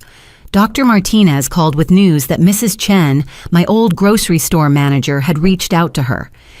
She's been carrying guilt for years, Dr. Martinez explained. She knew something was wrong but didn't know how to help. She wants you to know she kept all your employment records because she suspected you might need them someday. She saw more than she let on. All those adults who'd noticed, who'd filed away evidence, who'd watched a child work herself to exhaustion while staying silent. Part of me resented their inaction, but another part understood challenging.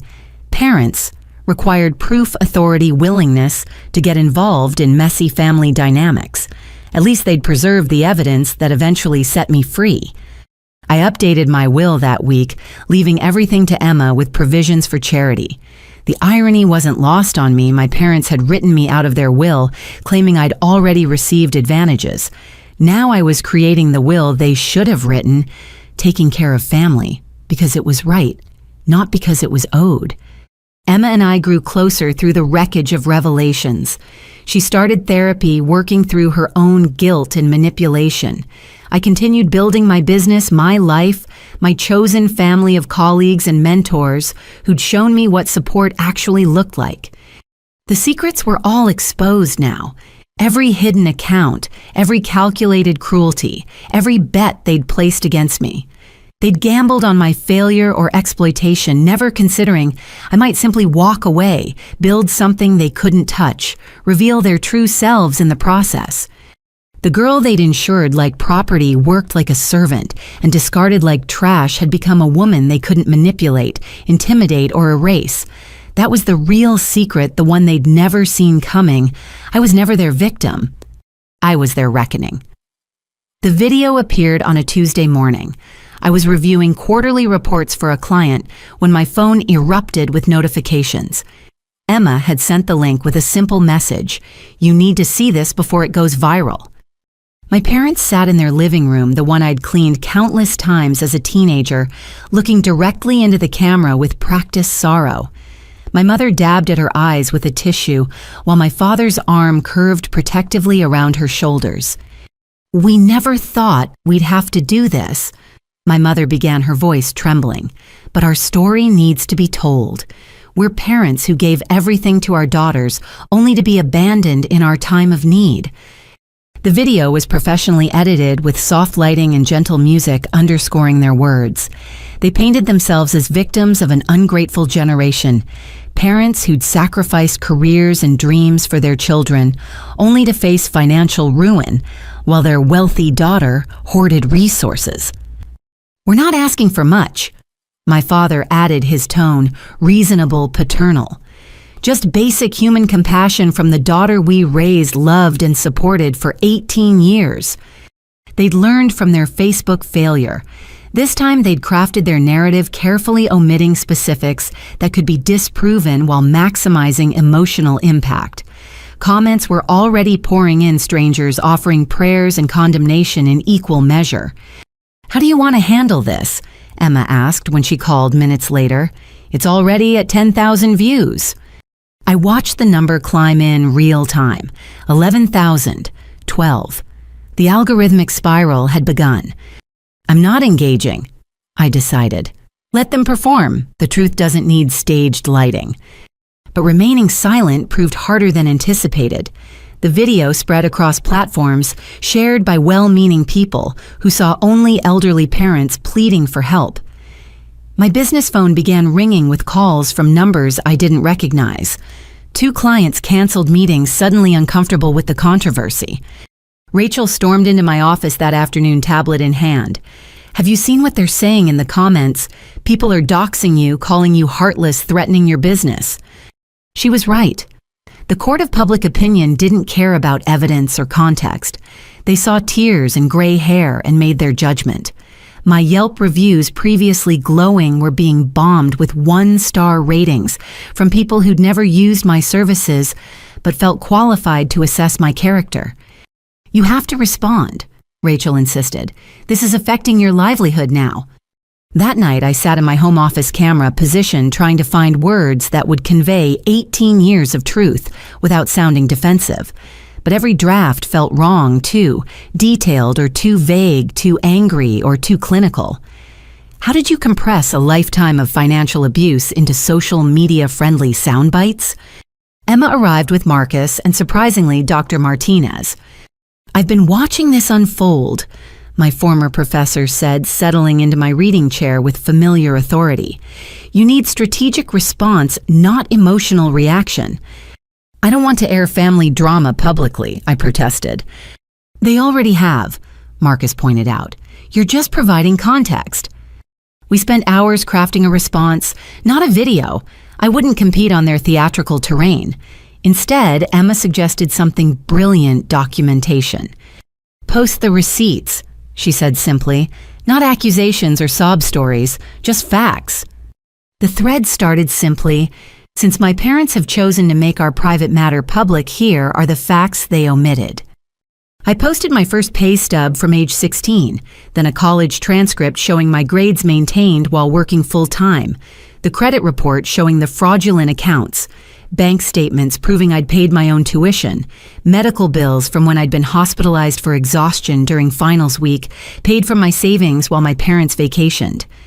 No commentary, no emotional manipulation, just document after document, a paper trail of survival that spoke louder than any tearful video. Emma added her own thread: "As the favored daughter in this situation, I need to speak up. Yes, I received dance lessons and art camps. Yes, I got a car and spending money. What I didn't know until recently was that it was all paid for by my sister's childhood." She posted photos she'd found me asleep over textbooks, dark circles under teenage eyes. Me in my grocery store uniform at school events, unable to change before attending. Me at graduation alone while they attended my workshop. The narrative began shifting. People who'd rushed to judgment started asking questions. Why did a 16-year-old need to work 30 hours a week? Why were there credit cards in her name? How did parents claim poverty while renovating their kitchen? But my parents escalated. A second video appeared, this time with props photo albums showing happy family memories, selective images that cropped out context. They accused me of fabricating documents, of turning Emma against them, of being motivated by greed despite their modest retirement needs. "We even offered to settle this privately," my mother said to the camera. "We asked for far less than what we spent raising her, but she refused any compromise, any compassion." The comments became a battleground. Supporters and detractors waged war with keyboards dissecting every claim and counterclaim. The story spread beyond regional interest, picked up by online forums dedicated to family drama and generational conflicts. Then something unexpected happened. Mrs. Chen created her own video. The former grocery store manager sat in her kitchen, no staging or scripts, and spoke directly to the camera. "I don't do social media usually, but I can't watch lies spread about someone I watched grow up. Annika Brennan worked for me from age 16 to 20. That child was exhausted every single day. She fell asleep standing up during inventory. She calculated whether she could afford a $2 sandwich for dinner. She held up old scheduling logs. 30 hours a week during school, 40 during summer, perfect attendance because she couldn't afford to miss a shift. You want to know about sacrifice? Ask the 16-year-old who worked Christmas Eve while her family celebrated without her." Her video went viral faster than my parents'. The authenticity resonated: no agenda beyond truth, no carefully crafted narrative, just an elderly woman defending someone she'd watched struggle. Others began speaking up. Dr. Martinez posted about my academic achievements despite impossible odds. Janet from my firm shared how I'd worked holidays to establish myself. The judge who dismissed my parents' case while maintaining professional boundaries liked and shared Mrs. Chen's video, a subtle but powerful endorsement. My parents tried a third video, but desperation showed through the polish. They attacked Mrs. Chen as a stranger who couldn't understand family dynamics. They suggested I'd manipulated Emma, poisoned her with lies. They even hinted at legal action against those defaming them. That's when David stepped in with his own statement. As attorney for Ms. Brennan, I can confirm all documentation posted is authentic and was verified in court. The same court that dismissed her parents' claims and suggested criminal investigation for fraud. Any claims of fabrication are demonstrably false and potentially libelous. The legal threat had its intended effect. My parents went quiet, their videos suddenly private. But the internet never forgets. Screenshots circulated, memes were made. Their tears became symbols of manipulation rather than sympathy. Local news picked up the story. Family feud goes viral, daughter's receipts, challenge parents' poverty claims. They interviewed me briefly, a remote segment where I maintained dignified calm while presenting facts. They interviewed my parents too, but without their prepared script. They fumbled, contradicted themselves, looked exactly like what they were caught. The business impact reversed. New clients reached out impressed by my measured response to crisis. People who'd experienced similar family dynamics shared their stories, finding catharsis in collective recognition. My practice grew as my reputation shifted from heartless daughter to survivor who maintains boundaries. Emma received her own share of attention, some negative from those who thought she'd betrayed family loyalty. But she handled it with grace, posting about breaking cycles and choosing truth over comfort. Her school board, initially concerned about the controversy, ultimately supported her, recognizing the courage it took to speak up. The viral storm eventually passed, as they always do, leaving changed landscapes in its wake. My parents retreated into silence, their attempt at public manipulation having backfired spectacularly. Extended family members who'd initially supported them distanced themselves, unwilling to be associated with documented liars. But the most significant change was in myself. The public battle had forced me to articulate my story, to examine it from every angle, to defend my choices before millions of strangers. In doing so, I'd found my voice, not defensive or angry, but clear and unwavering. "You handled that brilliantly," Dr. Martinez told me over coffee weeks later. "You let truth speak for itself."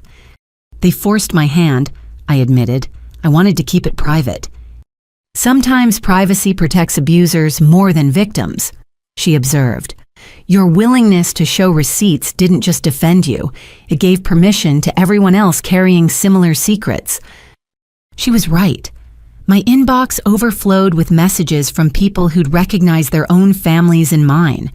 Adult children scapegoated for independence, siblings discovering financial favoritism, parents who'd rewritten history to avoid accountability. I'd won more than a public relations battle. I'd contributed to a larger conversation about family obligation and the price of truth. My parents had wanted to shame me into compliance. Instead, they'd created a case study in how manipulation fails when met with documentation. The video that started it all remained online comments, disabled view, count frozen at just over 1 million, a digital monument to their miscalculation. They'd thought public pressure would succeed where private guilt had failed. They'd thought wrong, because the girl they'd raised to be invisible had learned the power of being seen. The daughter they'd taught to document everything had kept every receipt. The child they'd bet against had learned to play a longer game. And in the court of public opinion, just as in actual court evidence, won. The letter arrived on a Thursday formal legal letterhead, making my stomach clench before I'd even opened it. Judge Morrison had ordered mediation, one last attempt at resolution, before my countersuit for fraud and harassment could proceed. Despite everything the legal system preferred, families find peace outside courtrooms. "You don't have to agree to this," David assured me over the phone. "We can push forward with criminal charges instead." But I found myself considering it, not for my parents, but for myself. Maybe facing them in a controlled environment with professional mediators would provide the closure that viral videos and court battles hadn't achieved. One session. I decided. If they're genuinely willing to acknowledge what they've done, I'll listen. If not, we proceed with charges. The mediation center occupied the third floor of a downtown office building, all neutral colors and conflict resolution posters. Emma insisted on coming Marcus by her side. My parents arrived with their attorney, and to my surprise, Aunt Patricia, Uncle James, and several cousins. They'd brought an audience to what should have been a private resolution. The mediator, Dr. Rebecca Thornton, surveyed the crowded conference room with barely concealed frustration. This is typically a smaller gathering, she noted diplomatically. Family members beyond the immediate parties can wait outside. We're here as character witnesses, Aunt Patricia announced, to speak to what kind of parents Brad and Diane have always been. This isn't a trial, Dr. Thornton explained patiently. It's a conversation aimed at resolution. However, if both parties agree to additional participants, I could have refused, sent them to the waiting room. But something in me wanted them there. Let them witness what their enabling had wrought. They can stay. We arranged ourselves around the massive table like opposing armies. My parents and their supporters on one side, Emma, Marcus, and me on the other. David sat beside me, Patricia Chen joining by speakerphone. Dr. Thornton took her position at the head, professional calm, radiating from her posture. Let's begin with opening statements, she suggested.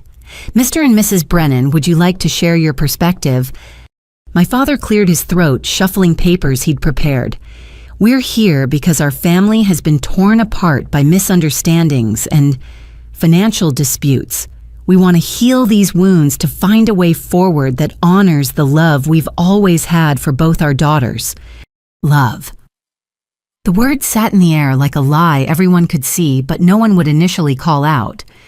Ms. Brennan, Dr. Thornton prompted. Your response? I'm here because the court ordered it, I said simply. My parents sued me for money after years of financial abuse. When that failed, they tried public humiliation. I'm willing to listen, but not to pretend this is about misunderstandings. It's about documented patterns of exploitation. My mother's face flushed. How dare you speak about us that way in front of family? How dare you steal my identity when I was 17? I countered. Alleged theft, their attorney interjected. Patricia Chen's voice crackled through the speaker. Not alleged, documented, proven. Shall I read the credit bureau findings again? Dr. Thornton raised a calming hand. Let's focus on moving forward rather than relitigating the past. What would resolution look like for each party? We want our daughter back. My mother said, tears already starting. We want to be a family again to put this ugliness behind us. And financially, Dr. Thornton pressed gently. Silence. Then my father, we're in a difficult position. If Annika could see her way to helping even a portion of what we originally discussed. So this is still about money, Emma interjected. Even now, after everything you're here with your hand out. You don't understand, Uncle James spoke for the first time. Your parents are facing real hardship. Family should... Stop, I interrupted. Uncle James, how much money have my parents borrowed from you over the years? His face reddened. That's not relevant. It's entirely relevant. How much? Around $15,000, he admitted reluctantly.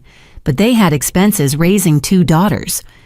Did they tell you I paid my own way through college, that Emma received everything while I got nothing? Did they mention the credit cards, the fraud, the life insurance policy they took out on me? Murmurs rippled through the family contingent. Several cousins exchanged glances.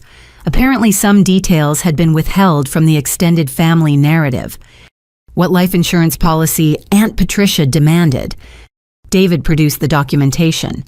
$1 million policy on Annika, purchased when she was 17, right around the time they fraudulently opened credit cards in her name. The timing is interesting. The room erupted. Family members who'd come to support my parents suddenly had questions. Why would they insure a teenage daughter for such an amount? Why hide it? What were the implications? My parents tried damage control, talking over each other about planning for the future, protecting assets, standard financial planning. But the more they explained, the worse it sounded. Dr. Thornton struggled to regain control as accusations flew across the table. "Enough!" Emma's voice cut through the chaos. She stood trembling but determined. "You want to know what kind of parents they are? Let me tell you about the childhood everyone thinks was so perfect." She pulled out a notebook, pages of preparation visible. Age 4 started dance because Mom wanted a performer. Not because I loved it, but because she needed something to brag about. Age 8. Told Annika couldn't attend my recital because someone had to work her grocery store shift. I thought it was normal that my teenage sister was never around. "Emma, sweetheart," our mother tried to interject. "I'm not done," Emma continued. Age 12 overhead. Mom telling her friends that investing in me was smart because I was manageable, while Annika was difficult. Age 16. Given a car, while Annika took 3 buses to work. Told myself she chose to struggle, believed the lies because the truth was too ugly. Her voice broke. Age 18. Found out my college fund, the one they'd been promising since birth, gambled away on cryptocurrency. The same year, they demanded Annika pay my tuition from her savings. $60,000 they expected her to hand over after stealing her childhood to fund mine. Marcus put his arm around her as she sat heavily.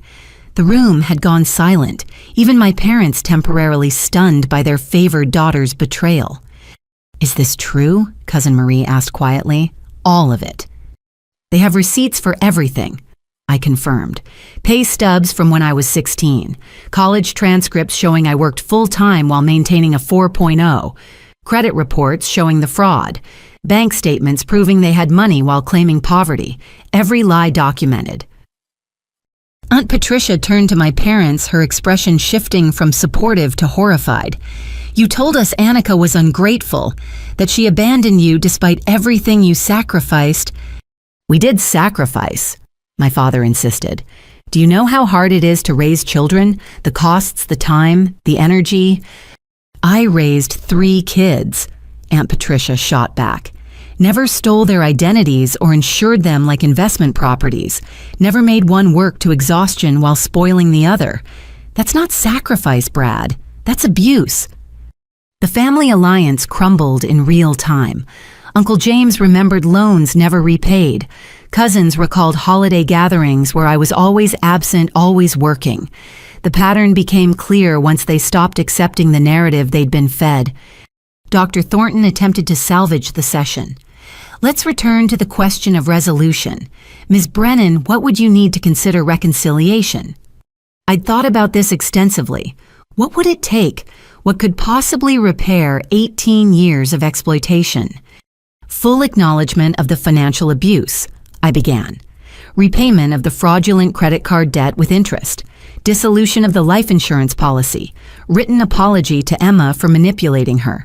And genuine therapy to address their patterns of manipulation." "That's ridiculous," my mother sputtered. "We're not going to grovel because you've decided to rewrite history." "See," I turned to Dr. Thornton. "They can't even acknowledge documented fraud. How can we move forward?" "Perhaps if we break this down into smaller steps," the mediator suggested. "Starting with the credit cards. Mr. and Mrs. Brennan, do you acknowledge opening accounts in Annika's name?" "It was for family expenses," my father said defensively. "Without her knowledge or consent. She was a minor. We had every right." "No," Patricia Chen interrupted via speaker. "You had no right. It was identity theft regardless of her age. The fact that you still can't acknowledge this shows why mediation is pointless." The session deteriorated further. Every attempt at finding middle ground crashed against my parents' inability to accept responsibility. They'd concede small points. Perhaps they'd been imperfect parents. Maybe some decisions were questionable in hindsight, but never the full truth of systematic exploitation. Emma tried one last time. "Mom, Dad, I'm begging you. Just admit what you did. Apologize sincerely. Annika has built an incredible life despite everything. She doesn't need your money. She needs acknowledgement that she deserved better. She got exactly what she deserved. My mother snapped mask finally slipping completely. Difficult children don't get rewarded. Annika fought us at every turn, questioned everything, refused to fall in line. So yes, we invested in you instead. At least you appreciated it. The admission hung in the air like a confession. Even their attorney looked uncomfortable. Several family members stood to leave, unwilling to remain associated with such naked cruelty. There it is, I said quietly. The truth. I was punished for being difficult, for questioning inequality, for wanting to be valued as much as my sister. And now you want that difficult child to save you from your own choices. Dr. Thornton closed her notebook. I'm calling this session complete. It's clear that the parties are too far apart for meaningful mediation. I'll be recommending to the court that traditional legal channels are more appropriate for resolution. As we gathered our things, Aunt Patricia approached me. I'm sorry, she said simply, for believing them, for pressuring you, for not seeing what was right in front of me. Other family members echoed her sentiments, the scales finally falling from their eyes. My parents left essentially alone, their attorney already preparing for the criminal charges that would likely follow. They'd come expecting capitulation, maybe negotiation. Instead, they'd expose themselves completely. Outside, Emma broke down completely. Did you hear her? I was rewarded for compliance while you were punished for having a spine. How did I not see it? Because children aren't supposed to have to decode their parents' pathology, I reminded her. Because you were a kid who trusted what you were told.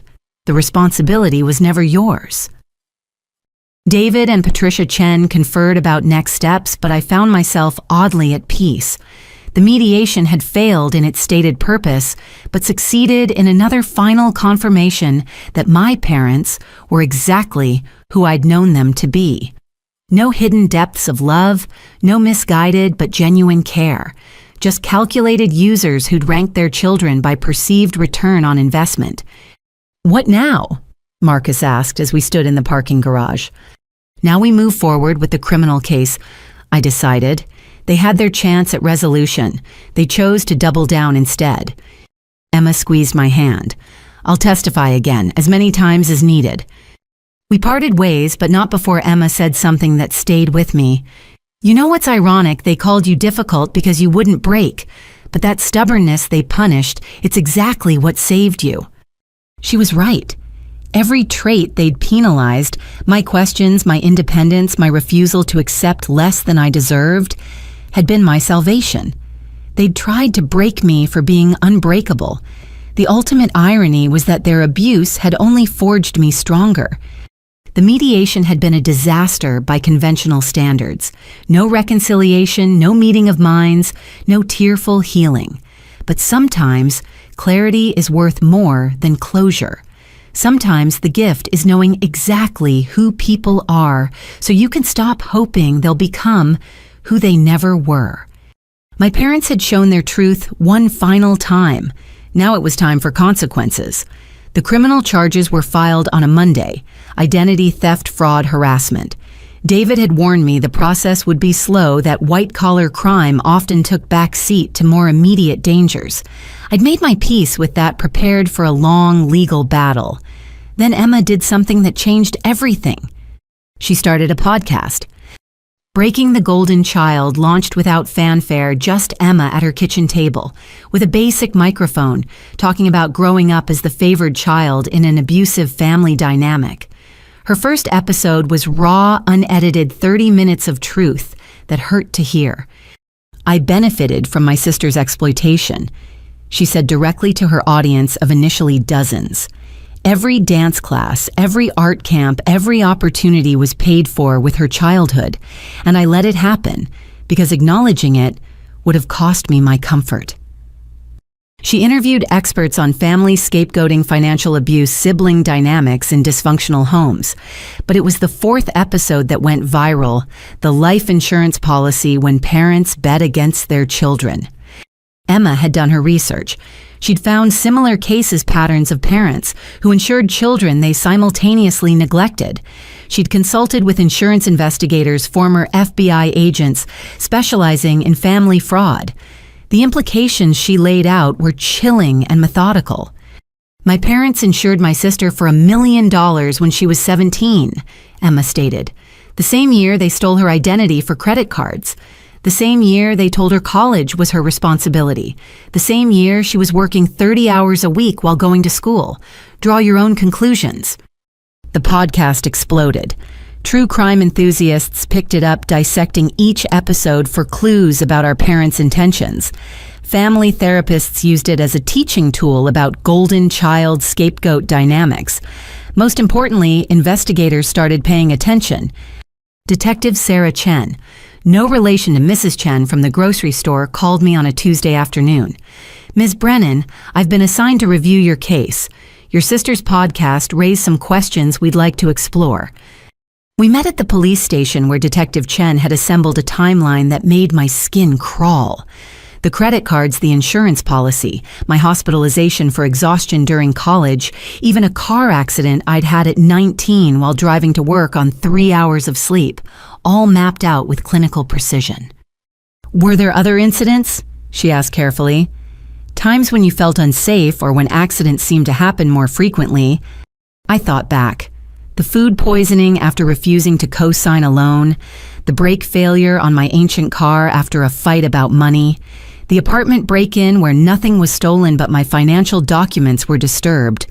All things I'd written off as bad luck now viewed through a different lens. I can't prove anything, I said carefully. Let us worry about proof, Detective Chen assured me. Just tell us what happened. Meanwhile, Emma's podcast grew. She interviewed me for episode 8, our first public conversation about the full scope of our childhood. The response was overwhelming. Thousands of messages from people who recognized their own families, who finally had language for what they'd experienced. But it was Marcus who provided the real turning point. He'd been quietly investigating something that bothered him since the mediation. Your parents' cryptocurrency losses, he said one evening over dinner. I know people in that space. The timing seemed off, so I did some digging. He spread printed blockchain transactions across my dining table. The wallet addresses the amounts, the dates. Then he showed me something that made Emma gasp. These transfers happened after they sued you, Marcus explained. After the court-ordered financial disclosure, they moved almost 100,000 through various crypto exchanges, probably thinking it was untraceable. They hid assets during legal proceedings. I struggled to process this new level of deception. It's worse, Marcus continued. The losses they claimed never happened.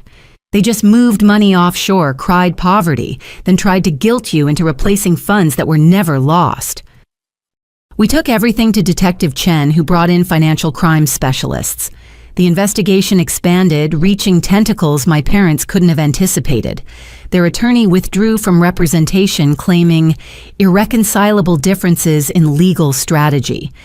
Then came the afternoon that shifted everything into sharp focus. Emma called breathless with discovery. I found something in their house, she said. I still had a key, went to get some old photos, but I found documents. Annika, they've been planning this for years. She arrived with a box that made my hands shake. Insurance documents not just on me, but on Emma, too. Investment statements showing careful positioning. Most damning, a journal in my father's handwriting detailing their retirement strategy. One entry dated 5 years prior made bile rise in my throat. Annika continues to exceed expectations professionally. With proper pressure, she could easily support our retirement. The key is timing. Wait until she's established, but before she marries or has obligations. Emma remains the backup plan, though her earning potential is lower. May need to revisit the insurance policies if Annika proves too difficult to manage. Too difficult to manage. There it was in black ink. I wasn't a daughter. I was an investment that required management, a resource requiring optimization. The journal detailed strategies for maintaining emotional leverage, creating financial dependencies, even contingencies if I failed to cooperate. There's more, Emma said quietly. She pulled out printed emails between our parents and someone named Richard Vance. He's a family financial strategist, specializes in helping parents maximize support from adult children. They've been paying him for consultations. The emails were damning. Discussions of optimal pressure points, creating urgency through crisis, leveraging sibling dynamics for maximum return. My entire life reframed as a business strategy, my independence as a problem requiring professional intervention. Detective Chen's team descended on the evidence like archaeologists at a pristine dig site. Every document cataloged, every transaction traced, every connection mapped. What emerged was a conspiracy that stretched back over a decade. "This changes things," she told me after reviewing everything. "This isn't just fraud or harassment. This is organized, premeditated with clear documentation of intent. We're looking at potential racketeering charges." Racketeering. My parents faced RICO violations usually reserved for organized crime. Because what else would you call a systematic, documented plan to exploit your children for financial gain? The arrest happened on a Thursday. I wasn't there. The detective advised against it, but the local news covered it extensively. My parents led away in handcuffs from their suburban home neighbors, watching in shock. The house they'd claimed to be losing revealed as fully paid off one of several properties they owned through shell companies. Emma shut down the podcast, temporarily overwhelmed by the attention and the reality of our parents' crimes. But the damage to their reputation was complete. The internet never forgets, and their story had become cautionary tale about parental exploitation. Support poured in from unexpected places. A GoFundMe started by podcast listeners to help with my legal fees raised $50,000 in 3 days before I could shut it down, redirecting funds to a charity for financial abuse survivors. My business thrived as people actively sought out the accountant who survived, wanting someone who understood the value of financial independence. But the real turning point wasn't legal or financial. It was personal. I sat with Emma in my backyard on a perfect spring evening, watching the sun set over the life I'd built. We'd been going through old photos, trying to salvage any genuine memories from the wreckage of revelations. "Look at this one," Emma said, showing me a picture from her 8th birthday. In the background, barely visible, I sat at the kitchen table doing homework while the party continued without me. "I remember that day," I said. "I had a calculus test the next morning, had to study." "You were 15, Emma calculated. "At 15, I was worried about which filter to use on my photos. You were planning your escape through advanced mathematics." We found more photos like that. Me in the margins at the edges, visible only when you looked for the girl who wasn't supposed to be seen. But in every image I was working, studying, reading, building the foundation for this moment. "You know what I realized?" Emma said as stars began appearing. "They bet against the wrong daughter. They thought compliance meant weakness and questions meant difficulty. But your defiance was strength, and my cooperation was just fear." "You're pretty strong now," I pointed out, starting that podcast telling the truth, standing up to them. "I learned from the best," she smiled, "my difficult big sister who refused to break." That night, I updated my emergency contacts, removing the parents who'd never been safe harbors and adding the chosen family who'd actually saved me. Dr. Martinez, David, Emma, Mrs. Chen. People who'd seen my worth when those who should have been protecting me were calculating my value. The turning point hadn't been the arrests or the evidence or the public vindication. It had been the moment I stopped trying to earn love that was conditional on exploitation. The moment I realized that being difficult had saved my life. My parents had spent decades building elaborate strategies to control and profit from their children, but they'd failed to account for one critical variable, the possibility that their scapegoat would refuse to play her assigned role. They'd called me difficult, and they were right. I was difficult to manipulate, difficult to break, difficult to erase. Difficult had been my salvation, my strength, my secret weapon against their calculated cruelty. And now, finally, it was my triumph. The courtroom was different this time. Federal, not state. Formal in a way that made everyone sit straighter, speak more carefully. My parents appeared diminished in their orange jumpsuits, the calculated personas stripped away to reveal what they'd always been beneath the suburban respectability. 6 months of investigation had uncovered more than anyone anticipated. Detective Chen's team, working with federal prosecutors, had built a case that read like a financial thriller. Bank accounts in the Caymans, shell companies layered like nesting dolls, a network of family financial strategists who specialized in helping parents exploit adult children. I sat in the gallery between Emma and Dr. Martinez David and Patricia Chen in the row behind. Mrs. Chen from the grocery store had come too now in her 80s, but determined to see justice served for the exhausted teenager she'd once watched fall asleep standing up. The prosecutor, James Williams, laid out the case with methodical precision.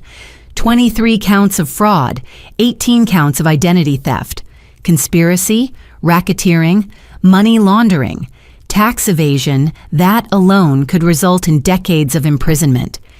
This wasn't a family dispute, Williams told the jury.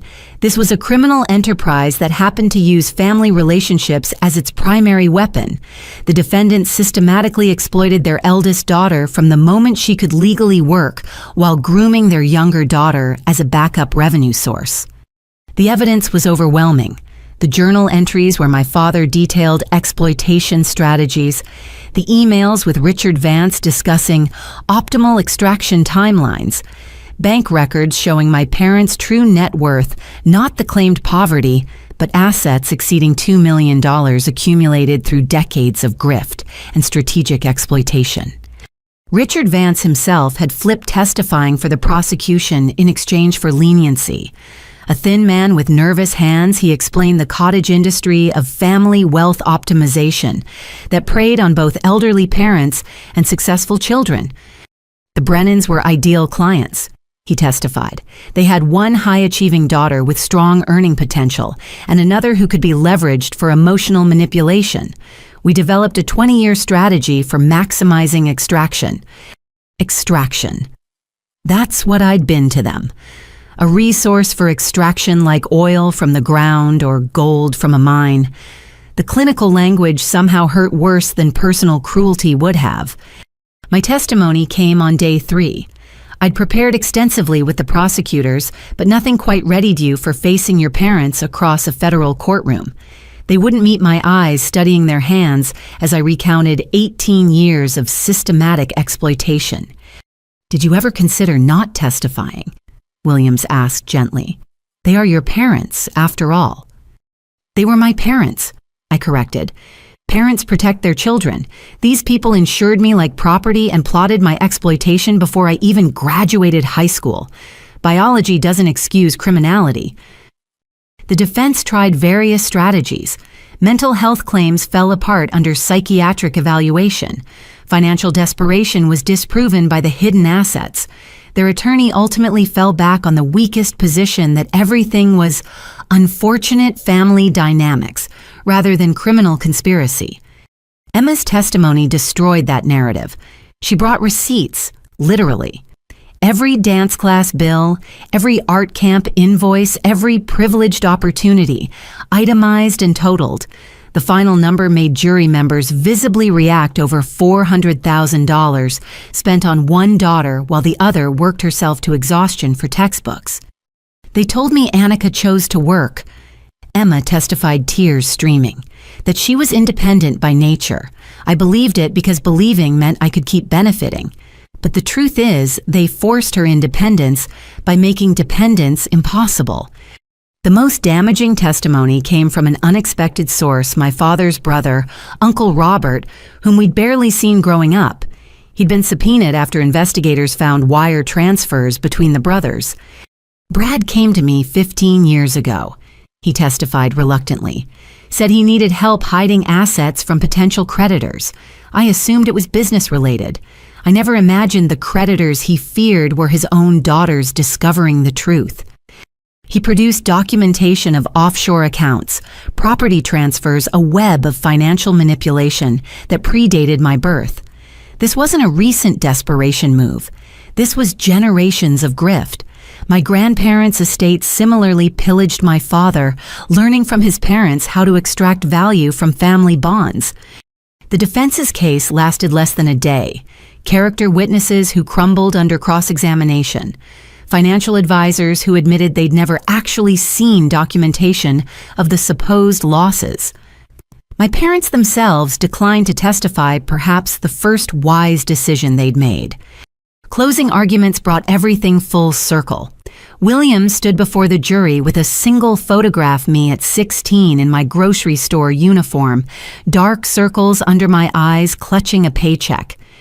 "This is what exploitation looks like," he said simply.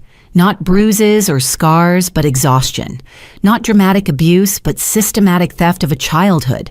The defendants didn't just steal money. They stole opportunities security, the fundamental trust between parent and child. They turned their daughter into an ATM and felt entitled to withdrawals.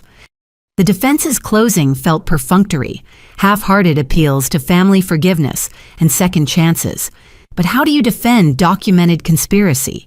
How do you minimize written plans to exploit your own children? The jury deliberated for less than 4 hours. As the forewoman stood to deliver verdicts, I reached for Emma's hand on one side, Dr. Martinez's on the other. My chosen family surrounding me as my biological family faced justice. Guilty. The word repeated 23 times once for each federal count. My mother sobbed theatrically. My father stared straight ahead, calculating even now, probably wondering which offshore accounts had escaped detection. Judge Patricia Hawkins delivered sentences that reflected the severity of their crimes. 15 years for my father, 12 for my mother, millions in restitution, asset forfeiture that would strip them of every hidden account, every property, every gain from their decades of exploitation. The court recognizes the particular cruelty of this case, Judge Hawkins stated. Parents who should have been protectors became predators. They commercialized parenthood, turning their children into business ventures. Such calculated exploitation of familial trust strikes at the very foundation of society. As marshals led them away, my mother turned to me one last time. No apology, no recognition, just naked hatred for the daughter who'd refused to be consumed. My father didn't look back at all. Outside, the courthouse media waited with questions I wasn't ready to answer. But Mrs. Chen stepped forward, 83 years old and fierce as ever. "This verdict is 40 years overdue," she told the cameras. "I watched a child work herself sick while her parents lived well. Today, that child got justice. Remember her story next time you see a teenager exhausted behind a counter. Someone should be protecting them, not profiting from them." We celebrated quietly at Dr. Martinez's house, the weight of victory mixed with exhaustion from the fight. Emma and Marcus announced their engagement, planning a small wedding that would celebrate chosen family over blood relations.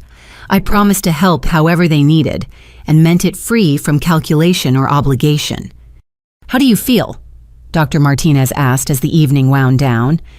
I considered the question. Relief, certainly. Vindication.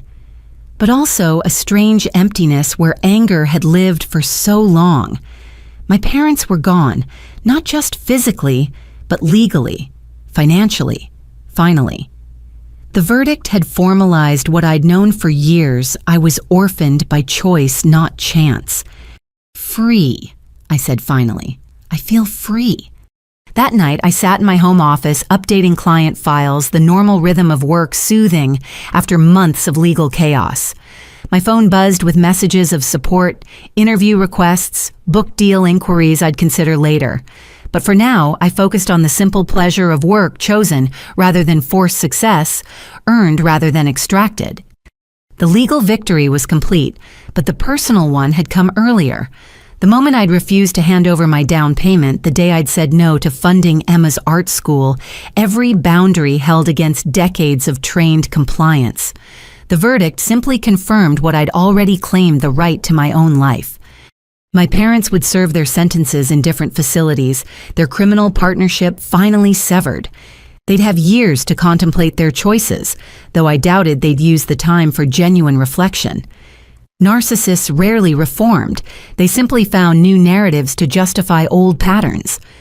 But their patterns no longer concerned me. I had tax returns to prepare a business to run a life to live unencumbered by their expectations or exploitations. The girl they'd insured like property had become a woman they couldn't touch, protected not by their conditional love, but by her own fierce independence.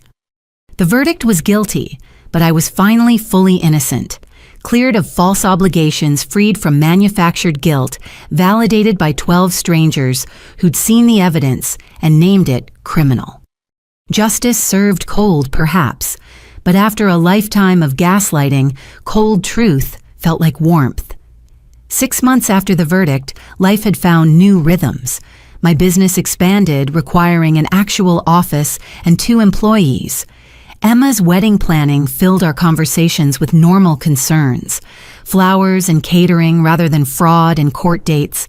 The sunrise looked different when you weren't viewing it through bars of perpetual defense. Then Marcus called on a Tuesday evening with news that stopped me cold. "Your mother's in the hospital," he said carefully. "Heart attack. She's stable, but it's serious." I felt nothing. Then guilt about feeling nothing. Then anger about the guilt. The emotional spiral was familiar territory even after years of therapy. "How do you know?" I asked. Her court-appointed advocate reached out to Emma. "Apparently she's been asking for you both." Emma arrived at my house an hour later, her face a mirror of my own confusion. We sat at my kitchen table, the same one where we'd first looked at evidence of our parents' crimes, now discussing whether to visit the woman who'd orchestrated decades of exploitation. "I don't owe her anything," Emma said firmly. "The court made that clear." "No," I agreed. "But this isn't about owing. It's about deciding who we want to be." We talked until midnight, weighing obligation against self-preservation. In the end, curiosity won. We needed to see who our mother had become without our father's influence, without money to manipulate, without power to wield. The federal medical facility was 2 hours away. We drove in silence, Emma's hand occasionally reaching for mine, when the weight of what we were doing threatened to overwhelm. Walking those sterile corridors felt like entering another life, one where normal families visited sick relatives without calculating risk. She looked smaller in the hospital bed, gray in ways that had nothing to do with hair color. The designer clothes replaced by standard issue, the careful makeup absent. For the first time in my life, my mother looked vulnerable. Her eyes widened when we entered, tears immediately flowing. "You came," she whispered. "We're here for closure," I said clearly. "Not forgiveness, not reconciliation, just closure." She nodded, seeming to shrink further. "I understand. I've had time to think. 6 months of nothing but time." Emma stood by the door, unwilling to come closer. I took the visitor's chair, maintaining distance even while sitting. "The doctors say I need surgery," she continued. "Triple bypass. I'm scared." "Why did you ask for us?" Emma asked bluntly. "What could you possibly want now?" Our mother was quiet for so long I wondered if she'd fallen asleep. Then, "I wanted to tell you about my mother, your grandmother, the one who died when you were young." We exchanged glances. Grandma Helen was barely a memory, a stern woman who'd visited rarely and died when I was 8. "She used to tell me I was worthless," our mother said softly, "that I'd amount to nothing, that my brother was the only one worth investing in. Sound familiar?" The parallel hit uncomfortably. "So you knew how it felt," I said, "and you did it anyway." "I thought I was being smarter," she admitted. "I invested in Emma because she was easier, more compliant. You fought everything, questioned everything, just like I had with my mother, and I hated you for it." "You hated your own daughter for being like you." Emma's voice cracked. "I hated her for being stronger than I was, for not breaking like I did. Every time Annika succeeded despite what we withheld, it reminded me that I'd failed, that I'd become my mother instead of overcoming her." The room fell silent except for monitoring equipment. This wasn't an apology. She hadn't actually said sorry, but it was an explanation, a glimpse behind the curtain of cruelty to see the broken machinery that powered it. "What about Dad?" I asked. "His family?" Same story, different details. His father made him compete with siblings for everything. Affection, money, approval. He learned early that resources were finite and love was transactional. We found each other because we spoke the same broken language. "And Richard Vance," Emma pressed. "The financial strategist that wasn't generational trauma, that was calculated choice." Our mother closed her eyes. "You're right. At some point, trauma became excuse, became strategy. We told ourselves we were being smart, planning for retirement, but really we were just perpetuating what we'd learned children exist to serve parents, not the other way around." "Where's Dad now?" I asked, though I wasn't sure I cared. "Minimum security in Ohio. We don't speak. The partnership dissolved when the money disappeared. Turns out we had nothing else." 40 years of marriage reduced to a business arrangement that couldn't survive bankruptcy. It was pathetic and predictable in equal measure. "I need surgery," she said again, looking directly at me. "I need an emergency contact, someone to make decisions if—" "No," I said immediately. "Absolutely not. I'm not asking for forgiveness or money or even visits. Just someone to call if decisions need to be made. The advocate is a stranger. You're still my daughters." "We're your victims," Emma corrected harshly. "Your marks, your retirement plan. Don't confuse biology with relationship." But something in her desperation pierced my armor. Not forgiveness, not even sympathy, but a recognition of shared humanity. She was alone facing mortality, stripped of every tool she'd used to control others. The power dynamic had reversed so completely, it felt like vertigo. "I'll be your medical contact," I heard myself say. "For this surgery only. No visits, no updates unless critical. Just someone they can call if you can't make decisions yourself." Emma stared at me like I'd lost my mind. Our mother wept with what seemed like genuine relief. "Why?" Emma demanded as we walked back to the car. "After everything—" "Because I can," I said simply. Because choosing limited compassion from a position of strength feels different than being forced into unlimited sacrifice from a position of weakness. She has no power over me anymore. This is my choice, my boundary, my terms. The surgery was the following week. I signed papers, spoke with doctors, made necessary decisions when she couldn't. She survived beginning a long recovery I monitored from distance. Emma remained furious at what she saw as weakness, but I felt something shifting. Months passed. She was transferred back to serve her remaining sentence. I received occasional letters I didn't open, forwarding them instead to the therapist she was required to see. Then one day, a different kind of package arrived. Inside was a small wooden box, handmade in what was clearly a prison craft program. Inside the box, wrapped in tissue, was my grandmother's wedding ring, the only valuable thing our mother had been allowed to keep, a note in shaky handwriting. "This should have been yours at 18, one of many things that should have been different. I'm learning in therapy that amends aren't words but actions, and I have so few actions available. This ring was given in love, even if that love became twisted through generations. Maybe it can mean something better in your hands?" I held the ring up to the light. A simple band with a small diamond, nothing fancy, but genuinely given without expectation of return. She couldn't manipulate from prison, couldn't benefit from this gesture. It was simply acknowledgement of debt that could never be repaid. Emma and I talked for hours about what to do. In the end, I had the ring reset into a pendant, wearing it not as symbol of their love, but of my own survival. A reminder that cycles can be broken, that damaged people sometimes recognize their damage too late, but recognize it nonetheless. I never visited again.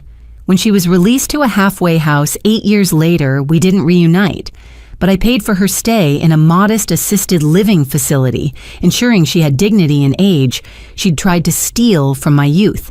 Not because I forgave her. Forgiveness wasn't mine to give for such calculated cruelty, but because I could choose mercy from strength, where she'd chosen exploitation from fear. Emma eventually understood, even if she never agreed. "You're better than they deserved," she told me at her daughter's first birthday, watching the next generation grow in safety our childhood had never provided.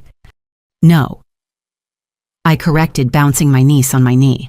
"I'm exactly who I am because of what they did and despite what they did. They formed me in opposition to them. My compassion exists not because of their example, but as rebellion against it." The reconciliation, such as it was, wasn't what movies promised. No tearful reunions, no magical healing, no families restored.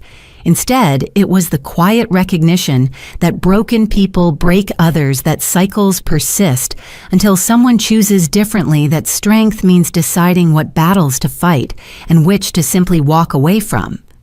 My mother lived another decade, our contact limited to birthday cards and necessary medical decisions. When she died, I arranged a small service, speaking briefly about the importance of breaking generational patterns. Emma chose not to attend, and I respected that choice as I hoped she respected mine. Respected. Standing at her grave, I felt the weight of completed circles. The woman who'd insured me like property had died peacefully in a facility I'd paid for. The daughter she'd tried to exploit had become successful enough to ensure her comfort without sacrificing my own. The irony wasn't lost on either of us, I suspect. But more than irony, I felt release. The last obligation, self-imposed and carefully bounded, was complete. I'd proven what she never believed, that strength and compassion could coexist, that boundaries and mercy weren't opposites, but partners, that you could acknowledge someone's humanity without excusing their inhumanity. The reconciliation hadn't healed old wounds. Those scars were mine to carry. But it had prevented new ones, ending the cycle of retribution that could have poisoned another generation. My refusal to become her had been my first victory. My choice to ensure her dignity had been my last. Walking away from that cemetery, I felt the particular lightness that comes from duty, completed without love demanded. I'd been the daughter she never deserved, but the woman I'd needed to become. And that finally was enough. 3 years after my mother's funeral, I stood before a room of 200 people, my hands steady on the podium, despite the magnitude of the moment. The banner behind me read, "The Phoenix Foundation, Rising from Financial Abuse," and every face in the audience reflected a story similar to mine. Financial abuse within families remains one of the most underreported crimes. I began my voice carrying the authority of lived experience. We don't talk about parents who steal identities, siblings used as weapons, or love weaponized for profit. Today, that silence ends. The foundation had been Emma's idea, initially born from the hundreds of messages she'd received during her podcast days. People desperate for resources, for validation, for proof they weren't crazy or ungrateful, but victimized by those who should have protected them. "We need to do something," she'd said over coffee 2 years prior. "These stories, they're everywhere, hidden in shame and silence." So we did. Using the restitution money from our parents, the ultimate irony, we'd created a nonprofit offering legal aid, financial counseling, and therapeutic support for survivors of family financial abuse. Emma ran the day-to-day operations while I handled the financial structure, ensuring every dollar stretched to help as many people as possible. Marcus had designed our website featuring resources in 17 languages because exploitation knew no cultural boundaries. Dr. Martinez served on our board, bringing decades of academic credibility to our mission. Even Mrs. Chen, now in her late 80s, insisted on volunteering, reviewing applications with the same sharp eye that had once caught my exhaustion at 16. Let me tell you why this matters. I continued looking out at survivors, supporters, and skeptics alike. Because when I was 16, working 30 hours a week while my parents lived comfortably, I thought I was alone. When they stole my identity at 17, I thought it was my fault. When they demanded my house down payment after years of neglect, I almost gave it to them because family helps family, right? Murmurs of recognition rippled through the crowd. These people knew the twisted logic of exploitation disguised as love. But family doesn't help by destroying. Love doesn't demand self-destruction. And survival isn't selfish. It's necessary. I introduced our first scholarship recipient, Maria, whose parents had drained her college savings for a pyramid scheme. Then James, whose mother had opened 12 credit cards in his name. Sarah, whose inheritance had been stolen by trustees who happened to be her uncles. Each story a variation on a theme I knew too well. Emma took the stage to announce our legal clinic staffed by attorneys who understood that sometimes the greatest threat came from those who shared your DNA. She spoke eloquently about complicity and redemption, about breaking cycles and building better. My parents' theft funded my opportunities while destroying my sister's, she stated plainly. I benefited from a system I didn't create, but perpetuated through silence.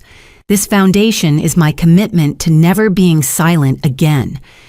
The event raised $300,000, enough to fund operations for 2 years. But more than money, it raised awareness. Local news covered it. National outlets picked up the story. Suddenly, family financial abuse was being discussed on morning shows and Twitter threads. A month later, I received an unexpected call. Richard Vance, the family financial strategist who'd helped orchestrate my exploitation, was being released early for cooperation. He wanted to meet. Against Emma's protests, I agreed. We met in a public cafe, Detective Chen sitting nearby just in case. The man who'd helped plan my extraction looked older, grayer, diminished by his fall from manipulator to manipulated. I've had time to think. He began coffee untouched between us, about what I did, what I taught people to do. And I want to help, to undo some damage. I kept records of all my clients, all the strategies. With proper authorization, I could provide evidence for hundreds of cases like yours. The offer stunned me. Evidence that could help prosecute parents who'd followed his playbook's validation for victims, told they were imagining things. It was almost too good to trust. What do you want in return? I asked, knowing there had to be a catch. Nothing. He said, seeming surprised by his own answer. Maybe just the chance to do something right. Prison gave me perspective on being used by people you trusted. I'd like to help others escape what I helped create. It took months of legal negotiations, but eventually Vance's records became part of our foundation's resources. His client files read like horror stories: parents charging children rent from age 14, college funds diverted to vacations, adult children manipulated into poverty while parents prospered. Each case strengthened our ability to help others recognize and escape similar situations. The foundation grew beyond our wildest expectations. Support groups in 12 cities, online resources accessed globally, a hotline staffed by survivors who understood the particular pain of parental betrayal. What started as Emma's attempt to make amends became a movement neither of us had anticipated. My business evolved too. Half my clients now were fellow survivors rebuilding credit and finances after familial destruction. I charged sliding scales, sometimes nothing, remembering Mrs. Chen's kindness when I'd been desperate. Success meant being able to pay forward what had been given to me. You've built something amazing, Dr. Martinez observed during a board meeting. From the ashes of your childhood, you've created a phoenix that helps others rise. But the metaphor only partially fit. I hadn't risen from ashes. I'd risen despite active attempts to burn me down. And now I was ensuring others had the tools to do the same. The letters still came occasionally, from my father, whose minimum security sentence meant access to mail privileges. I'd instructed Emma to forward them unopened to the Foundation's legal team evidence for the training materials we developed about manipulation tactics. His words became teaching tools, examples of how abusers reframed history, even from prison. One letter, however, came from an unexpected source, my mother's assisted living room mate, writing after her death with a message my mother had been too proud or ashamed to send herself. She talked about you constantly. the shaky handwriting revealed. Not with anger, but with something like wonder. I tried to break her, she'd say, but she built herself instead. She kept newspaper clippings about your foundation. I thought you should know. I kept that letter not from sentiment, but as evidence of impact. Even my mother, architect of so much damage, had recognized in the end that her worst intentions had created their opposite. Her attempts to extract had taught me to build. Her conditional love had shown me the power of chosen family. Her exploitation had made me an expert in protection. The foundation's 5-year anniversary gala drew 500 supporters. Emma's daughter, now 6, handed out programs with serious concentration. My own twins, adopted the previous year after fostering, played under the watchful eyes of their extended family godmother, Dr. Martinez, honorary grandfather David, great-aunt Mrs. Chen, holding court from her wheelchair.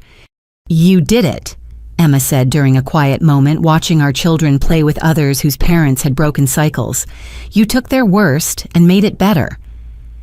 "We did it," I corrected. All of us who refused to accept that exploitation was love, who built boundaries from rubble, who chose to help rather than perpetuate harm. The keynote speaker was Judge Catherine Morrison, now retired, who'd presided over that first failed lawsuit. She spoke eloquently about justice and healing, about the courage required to stand against those who birthed you, about hope for future generations.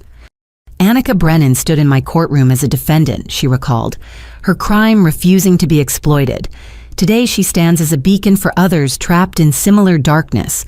That's not just personal victory, that's societal transformation. As applause filled the ballroom, I thought about 16-year-old me falling asleep over homework after another closing shift. She'd never imagined this safety success, the ability to transform personal pain into public good. She'd simply survived each day, saved each dollar, refused each attempt to break her spirit. "Thank you," I whispered to that exhausted girl, "for not giving up, for believing you deserved better, for working when you wanted to quit." The foundation's mission statement hung behind the podium: breaking cycles, building futures, believing survivors. It encompassed everything we'd learned, that patterns could be shattered, that tomorrow didn't have to mirror yesterday, that believing someone's story could save their life. My phone buzzed with a notification. Another donation, this one from a grateful survivor who finally escaped because of your resources. These messages came daily, now proof that pain shared could become power multiplied. The new beginning wasn't just mine anymore. It belonged to Maria, starting college debt-free, to James rebuilding credit after identity theft, to Sarah learning that inheritance meant more than money. It meant breaking patterns of exploitation, to every person who'd found hope in our story of refusal and rebuilding. As the gala wound down, I stood with Emma on the balcony, city lights sparkling below. Our children played inside, safe, in ways we'd never been surrounded by chosen family who celebrated rather than calculated their worth. "Mom and Dad would hate this," Emma observed. "Us together, successful, helping others escape what they perfected." "Good," I said simply. "Their hatred means we're doing something right." The stars above seemed brighter than usual, or maybe I was just finally able to see them clearly. No longer clouded by exhaustion or exploitation, by guilt or grinding survival. The view from freedom was spectacular, made better by knowing others were finding their own paths to similar vistas. My parents had bet against me and lost, but in losing, they'd inadvertently created something far more valuable than money, a legacy of resilience, a network of support, and proof that the worst intentions could inspire the best outcomes. The new beginning wasn't an ending at all. It was an ongoing story of transformation, each chapter written by another survivor who refused to accept that abuse was love, that exploitation was family, that silence was safer than truth. And in that refusal, we all found our freedom. 5 years after founding the Phoenix Foundation, I sat in my home office, the same room where I'd first dreamed of something better, preparing for the most important presentation of my life. not to donors or survivors, but to a congressional subcommittee investigating financial abuse within families. Emma sat beside me now, Director of Survivor Services, her testimony equally vital. We'd built something that caught national attention, forcing conversations about crimes too often dismissed as family matters. Today we had the chance to push for real legislative change. Ready? Emma asked, straightening her notes one final time. Ready. I confirmed, thinking of all the survivors whose stories we carried with us. The hearing room was intimidating, all mahogany and marble cameras recording every word for posterity. But I'd faced worse audiences. Parents who saw me as an ATM, relatives who preached obligation while practicing exploitation, a world that insisted family bonds excused financial crimes. Ms. Brennan, the committee chair, began, "Thank you for being here. Please tell us why federal legislation addressing familial financial abuse is necessary." I took a breath, feeling the weight of thousands of stories resting on my shoulders.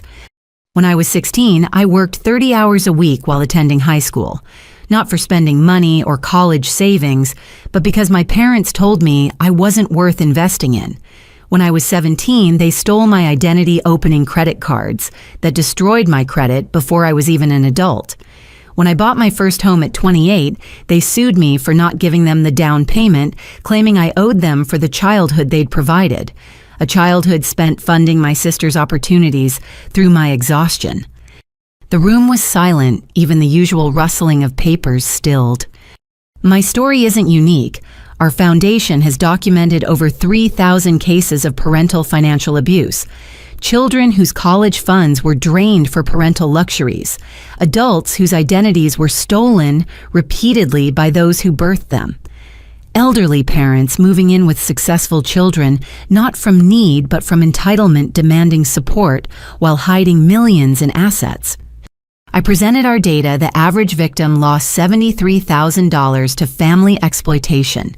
60% developed PTSD from the combination of financial and emotional abuse. 90% were told they were selfish for protecting themselves. Emma testified about the golden child's perspective, the complicity enforced through privilege, the wake-up call that came too late for prevention, but in time for redemption. Her voice cracked, describing the moment she'd realized every opportunity had been purchased with my childhood. "We cannot legislate love," she said, "but we can legislate consequences for those who weaponize family bonds for profit. We can protect the 16-year-olds working themselves sick while their parents live well.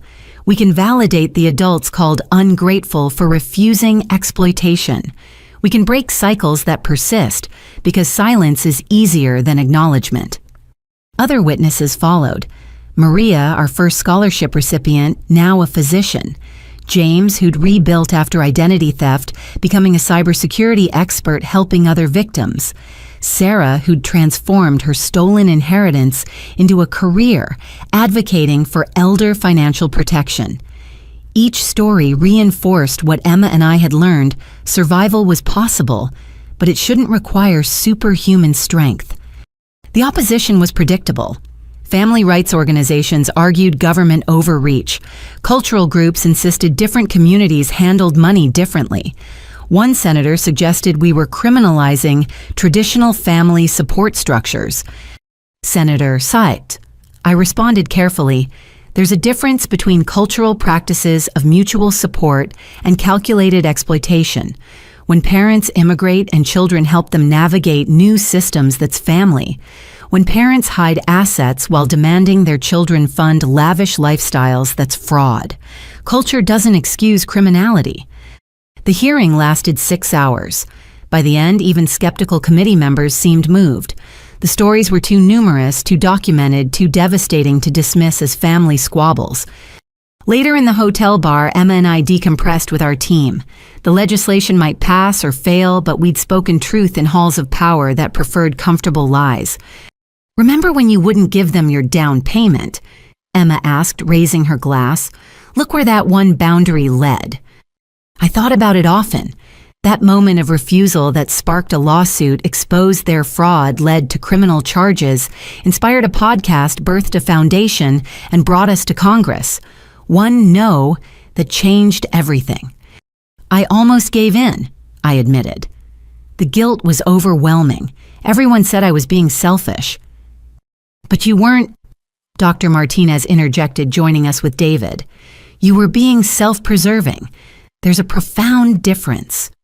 That night, I video called my twins, now 6, and thriving with the security I'd never known. They showed me drawings from school, babbled about playground dramas, radiated the confidence that comes from being valued rather than evaluated for profit potential.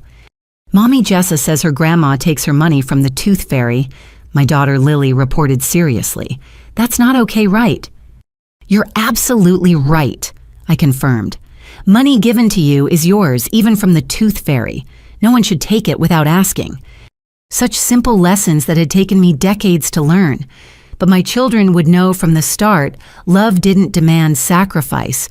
Of self-family didn't mean funding others' dreams at your expense, and boundaries weren't selfish, but necessary. A month later, the Family Financial Protection Act passed committee.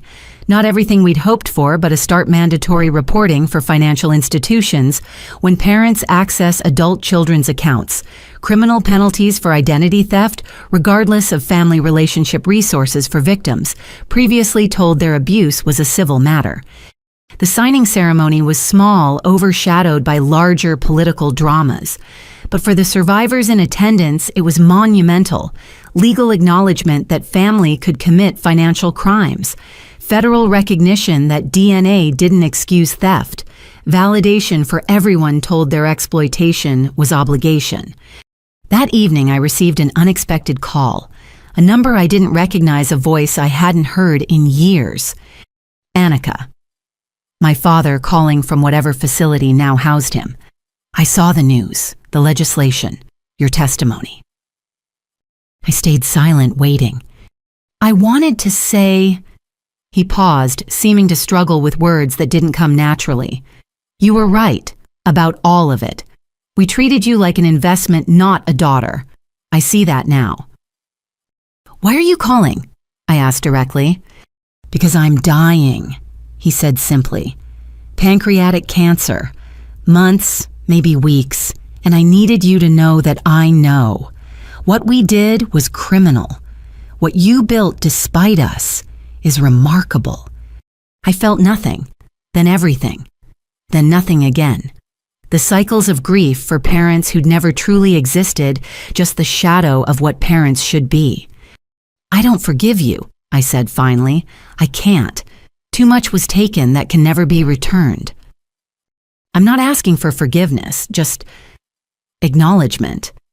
That I finally see what we did, what I did. Emma was our golden goose, but you were the phoenix. We tried to burn you down, and you rose anyway. The call ended with nothing resolved but something completed. He died 3 weeks later. I didn't attend the service, but I sent flowers. The card read simply, "For the father you could have been." Emma and I stood together at the Foundation's 10-year anniversary, now a nationally recognized organization with chapters in every state. The testimonials wall-stretched the entire length of our headquarters, thousands of stories of survival and strength. We did something good here, Emma said softly. From all that pain, we built something that helps others. We proved them wrong, I added. They said I was worthless without their investment. But look what worthless built. The evening's keynote speaker was unexpected. Mrs. Chen, now 93, helped to the podium by her granddaughter. Her voice was weaker, but her message crystal clear. I hired a 16-year-old girl 40 years ago, she began. Exhausted, determined, clearly carrying burdens no child should bear. I gave her a job, but she gave herself a future. Today, that girl helps thousands find similar futures. That's not just success, that's significance. As applause thundered through the auditorium, I thought about legacy. My parents had wanted to leave wealth built on their children's backs. Instead, they'd left cautionary tales and criminal records. But from their ashes, Emma and I had built something enduring hope for those still trapped resources, for those escaping validation, for those told their pain was privilege. The life lesson wasn't simple or single. It was layered like sediment each year, adding new understanding. That love conditioned on exploitation wasn't love at all. That family bonds could be chains or wings depending on who held the keys. But perhaps the deepest lesson was this. They'd tried to make me worthless by withholding worth. They'd tried to break me by denying support. They'd tried to exploit me by insisting on obligation. And in every attempt, they'd accidentally forged the exact opposite of their intentions. I became valuable by recognizing my inherent worth. I became generous by understanding the difference between giving and being taken from. The woman speaking to Congress, running a foundation, raising children in security and love. She existed not because of them, but in spite of them. And that spite transformed through years of healing into purpose, now lifted others from similar ashes. My phone buzzed with another donation notification, another survivor finding hope in shared story, another cycle broken, another phoenix rising. The twins would be home from school soon, eager to share their days secure in love that demanded nothing but their happiness. Emma's daughter would join us for dinner, the cousins growing up together in ways we'd never experienced. Chosen family would fill my table, Dr. Martinez, with her wisdom, David, with his quiet support. Mrs. Chen, if she felt strong enough, all the people who'd shown me that family meant building up, not tearing down. This was wealth my parents never imagined connection without calculation support, without strings love, without ledgers. The very things they'd mocked me for valuing above money had become the foundation for everything meaningful in my life. I looked around the auditorium at hundreds of survivors, applauding not for me, but for themselves, for their courage in facing exploitation, disguised as love for their strength, in building lives from deliberately broken foundations. Each face reflected the same truth I'd learned at 16, working until my feet ached and my eyes burned. If you've experienced financial abuse within your family, you're not alone, and it's not your fault. Setting boundaries isn't selfish. It's necessary. Protecting your resources isn't greed. It's wisdom. And choosing your own well-being over others' exploitation isn't wrong. It's survival. What family financial struggles have you faced? How did you find the strength to set boundaries? Have you had to choose between your success and family demands? Share your story in the comments below. Your experience might be the light someone else needs to find their way. If this story resonated with you, please like and subscribe to hear more narratives of triumph over family manipulation. Share this video with anyone who needs to hear that putting themselves first isn't selfish when others have always put them last. Thank you for joining me on this journey from exploitation to empowerment. Remember, the family that truly loves you will celebrate your boundaries, not constantly try to break them. You deserve relationships that build you up, not tear you down for spare parts. Until next time, may you find the strength to rise from whatever ashes others have made of your trust, and may your phoenix flight inspire others to spread their own wings.